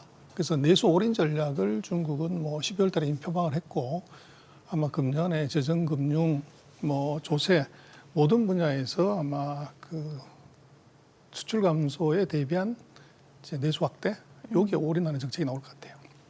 네. 이미 사실 이제 지금 트럼프 이기 전부터도 미국 쪽에서 어떻게 보면 여러 가지 칩이라든지 이런 부분에 대해서 이제 대중국 수출 규제가 계속해서 있었고 이게 이제 트럼프 이기가 시작되면서 본격적으로 좀 시작이 된 셈인데 그러다 보니까 중국에서는 내세우고 있는 게 갈륨, 게름 아니면 히토류 이런 쪽 광물 얘기가 나오다 보니까 이 수출을 제한하겠다. 그래서 주식 시장에서도 어제 히토류 관련주들 움직임이 좀 나타났던 것 같고. 뭔가 트럼프 대통령의 관세 부과를 시작으로 지금 미중 간의 좀 무역 전쟁이 좀 본격화되고 있다는 양상이거든요. 미국은 관세 전쟁, 무역 전쟁으로 공격을 하는데 중국의 방어는 이건 자원 전쟁입니다. 예, 자원 전쟁. 그래서 이제 방금 시작하신 갈륨이나 게르마늄 같은 경우가 반도체 반드시 제조 공정에 필요한 네. 이제 아주 미량이긴 하지만 이게 필요하고 특히 그 전기차에 들어가는 전력용 반도체는 이게 굉장히 중요해요. 그래서 중국 같은 경우는 지금 아마 쇼크라고 할 수 있는 게 전체적인 히토류를 다 금수한다는 게 아니라 네. 선별적인 품목만 예를 들어서 연구 자석 그래서 전기차 만들려면 자석이 필요한데 네. 이 연구 자석이나 또 우리 배터리 만드는 데 필요한 흑연의 90% 이상을 중국이 독점을 하고 있어요. 네. 이 두 개만 콕 찔러 가지고 이제 제재를 들어가면 전 세계 이제 자동차, IT 이쪽이 배터리 이쪽이 깜짝 놀라는 시각이 나올 수 있죠. 그래서 중국은 그 자원 전쟁을 갖고서 이제 대비를 하려고 하고 있는 것 같고 그래서 미국도 말씀하신 것처럼 한 방 60% 때리고 끝내버리면 될 건데 왜 안 하냐는 것은 중국의 반격에 대한 이 충격을 감안을 하는 거죠. 그래서 협상을 어떻게 할 거냐는 문제가 있는 것 같아요. 소장님, 이건 우리가 애초에 소장님께 보내드린 질문지에는 없는 내용인데요. 지금 어쨌거나 트럼프 대통령이 멕시코하고 캐나다에 관세를 부과하고 또 그걸 갖다가 애매하게 2월 4일부터 발효한다 했다가 결국 마침내 양국 정상과 통화를 통해서 또 이제 관세를 한 달간 유예하는 이런 식으로까지 가고 있습니다. 근데 그 중에 이제 보면 그거거든요. 국경 쪽의 문제하고 그다음에 펜타닐을 갖다 자꾸 얘기합니다. 이게 전혀 개선이 안 되고 있다는 얘기고 제가 기억하기로 트럼프 1기 때도 펜타닐의 그 위험성에 대해서 트럼프 대통령이 굉장히 얘기를 많이 했는데도 불구하고 전혀 개선된 게 없거든요. 요 펜타닐 문제는 우리 소장님 견해가 궁금합니다. 그것은요. 회사도 사장님 관심사가 뭐냐가 중요한데 네. 바이든 때는 국경 문제나 펜타닐 문제에 신경 안 쓴 거고 예. 지금 이제 트럼프는 그걸 갖고서 이제 민심을 이제 어떻게 보면 그 잡는 그 수단으로 지금 쓴 거죠. 그래서 이제 지금 근데 그것에 이제 뭐 원산지가 중국이고 우회지가 이제 멕시코기 때문에 제재를 들어간 것인데 지금 그것은 뭐 정말 대세에 영향을 주는 거냐 그건 아닌 것 같고 그 중국을 어떻게 보면 강하게 제재하기 위한 수단이나 핑계가 여러 가지가 있는데 첫 번째가 무역 흑자, 두 번째가 말씀하신 그런 이제 펜타닐 같은 그 마약의 우회 수출. 이제 이 두 가지는 굉장히 국민들의 그 동의를 받기 쉬운 이제 좋은 주제죠. 그래서 뭐 그렇게 들어간 건데 결국은 펜타닐 막는다고 그래가지고 미국의 뭐 무역 수지 적자가 줄어드냐? 그건 아니거든요. 그래서 이것은 핑계다. 그래서 중국에 대한 강한 제재를 하기 전 단계로 뭐 원숭이 길들이려고 닭을 잡아 피를 보여준다는 것처럼 중국을 본격적으로 때리기 전에 이 주변에 있는 이제 닭 두 마리가 멕시코하고 캐나다가 돼버린 거죠. 근데 지금 단순히 어떤 관세로 대중 무역 수지를 갖다가 어떻게 한다는 것보다 이제 펜타닐과 불법 입국 이걸 갖다가 계속 문제 삼는 거는 트럼프 대통령이 어느 정도 그 진정성을 좀 인정해줘야 되는 거 아닙니까? 지금 미국이 바이든 정부 시절에 그 대도시에 그 좀비같이 그 꺽꺽거리는 게 전부 그 펜타닐 후유증인데요. 그걸 갖다가 바로 잡겠다는 거는 어떤 경제적인 그걸 넘어서 미국 사회를 갖다가 좀 이 병 들어가는 미국 사회를 바로 잡겠다는 트럼프 대통령의 의지라고. 이제 그게 국민의 동의를 받은 거죠. 네. 그게 이제 절반의 동의를 받은 거고 나머지 네. 절반도 그게 동의하냐 그건 사실은 아닌 거고. 그래서 이제 펜타닐 이슈들은 뭐 사회 이슈이기 때문에 그거는 굉장히 이제 휘발성도 강하고 또 쉽게 동의를 받을 수가 있지만 그것이 중국하고의 전쟁에서 이게 뭐 기술적인 또는 이제 제조력이나 이런 것하고는 사실은 상관성이 떨어지죠. 그래서 그걸 제재하기 위한 어떤 핑계 수단으로서는 뭐 굉장히 좋은 테마를 좀 잡은 것 같아요. 지금 앞서서 이제 중국은 자원 전쟁이다라는 말씀을 주셨는데 지금 트럼프 대통령이 이제 캐나다, 뭐 멕시코 관세 부과 이후에 지금 사실 그 두 나라 같은 경우는 어느 정도 한 발 물러서면서 좀 접점을 찾아서 지금 한 달 정도 유예라는 거잖아요. 근데 이제 중국 같은 경우는 WTO 제소하겠다라고 하는데 지금 WTO 제소라는 게 큰 의미가 있을까요? 그건 쇼입니다. 쇼죠. 네. 그래서 별 의미가 없고요. 그래서 정말로 이제 결국은 미국에 큰 샥을 주려면 자본시장에 샥을 주는 게 중요해요. 트럼프 대통령이 뭐 이제 무역 갖고 얘기를 하지만 주가가 대폭락하면 어떡할래? 거기에 지금 중국이 생각하고 있는 인질이 두 명이 있어요. 네. TA. 1번이 테슬라, 2번이 애플입니다. 그래서 트럼프의 뭐 지금 퍼스트 버디라고 하고 있는 이제 테슬라의 앨런 머스크가 전 세계 최대 규모의 전기차 공장을 상하이 린강에 지어놨어요. 그래서 생산 캐파의 40%가 거기서 나오기 때문에 이거 만약에 미국이 60% 때렸다고 그럴 때 테슬라 공장 6개월 동안 영업 정지시키겠다. 네네. 그럼 이제 어떻게 될래? 그리고 애플은 뭐 그 사이에 공장을 인도로 옮긴다고 그렇게 많이 얘기했지만 공장은 옮길 수가 있어도 핸드폰을 만들 수 있는 공급망, 네. 서플라이 체인은 못 옮긴다는 거죠. 그래서 아직도 이게 스마트폰의 95% 이상을 중국에서 만들고 있기 때문에 만약에 애플 공장 6개월 똑같이 이제 영업 정지 시킨다 이렇게 되면 이제 나스닥이 어떻게 될 거냐. 이제 이 두 TA의 인질이 지금 잡혔기 때문에 네. 사실은 미국도 한꺼번에 60% 때리고 중국을 전공법으로 공격하면 되지. 왜 변두리에 약한 이제 나라들을 때려가면서 위협을 하냐는 것은 협상하고 싶다는 거고 중국으로서는 이제 협상을 해야 될 필요성도 분명히 있는 거죠. 그래서 두 개의 이제 타협점이 뭐냐, 네. 이게 중요한데 제가 볼 때는 아마 트럼프 대통령이 중국을 방문하든지 아니면 그 사이에 또 이제 전화를 하든지 해서 협상을 할 것 같아요. 지금 24시간 내에 만난다면서요. 그래서 이제 첫 번째는 그럴 것 같아요.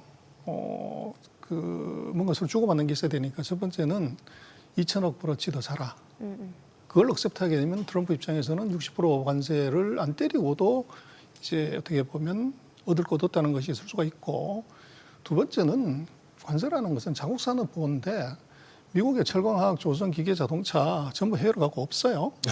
근데 거기도 60% 때린다고 그래서 누가 공장 짓냐는 거예요.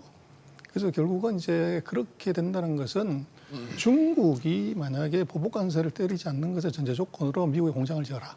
한국이나 지금 대만이 이제 한 것처럼 그런 요구를 할 수가 있고, 세 번째는 지금 아까도 말씀하셨지만 중국이 미국이 제일 큰 걱정이 트럼프가 저렇게 큰 소리 치고 돈 쓰면 재정 적자 크게 날 건데, 그러면 재정 적자 누가 메울래?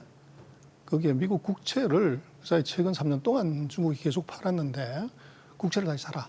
그래서 예를 들면 그런 한 세 가지 조건들이 그 중국과 미국의 물밑 협상에 굉장히 중요한 이 조건이 될 것 같아요. 아, 그렇군요. 그리고 이번에 또 하나 보니까 그 중국 전자상거래 업체 알리라든지 테무가 좀 직격탄을 받을 수 있다는 얘기가 나오는 게, 그 이전에는 그 $800 미만에 대해서는 이제 관세를 부과하지 않았는데 개인들의 정말 소액 면세품에 대해서도 부과하겠다라는 거잖아요. 트럼프 때 당연히 이제 부과 철새버릴 것 같은데요. 예. 근데 이제 이것은 핀도도 주가가 이미 얘기를 해줬어요. 폭락을 했죠. 그러고 이제 문제는 $800에 면세를 한다고 하더라도 거기서 한 20% 가격이 더 올라가도 싸다는 거예요. 아, 원래 관세가 그렇죠. 돼도. 예. 그래서 이제 그 문제가 있기 때문에, 그리고 이미 이게 그 가입자를 많이 받아놨기 때문에 초저가 제품이 아닌 이제 브랜드 제품을 그 플랫폼에 올리면 어떡할 거냐. 이제 그게 변수가 될 수 있죠. 그래서 단기적인 충격은 있지만 장기적으로는 이미 플랫폼을 확보를 했기 때문에 네. 이것들은 아마도 계속적으로 그런 식으로 간다고 그러면 다시 틱톡처럼 예. 매각 명령 내려야 될 가능성도 있죠. 아. 네. 소장님, 이 부분도 한번 소장님 견해가 궁금합니다. 요 딥시크 충격요. 지금 중국이 AI 관련해서 어디까지 와 있다고 진단하십니까? 그래서 이렇게 봐야죠. 여의도에 있는 퀀트 펀드 하나가 예. 그것도 퀀트 펀드의 자회사가 이게 오픈 AI하고 맞먹는 이제 AI 모델을 만들었다. 예.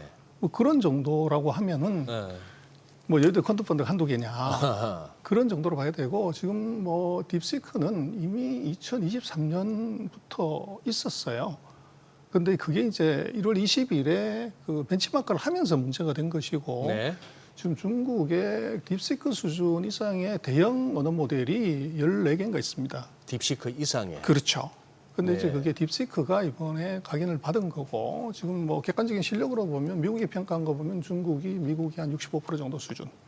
그래서 그 정도에 이미 와 있다는 얘기고, 그래서 예. 앞으로 딥시크 시장이 어떨 거냐 해서 여러 가지 분석했지만, 제가 볼 때는 자본력의 GPU를 누가 먼저 끌어모아서 이제 그 모델을 만드냐는 그룹, 소위 말하는 미국식의 주도하고, 예.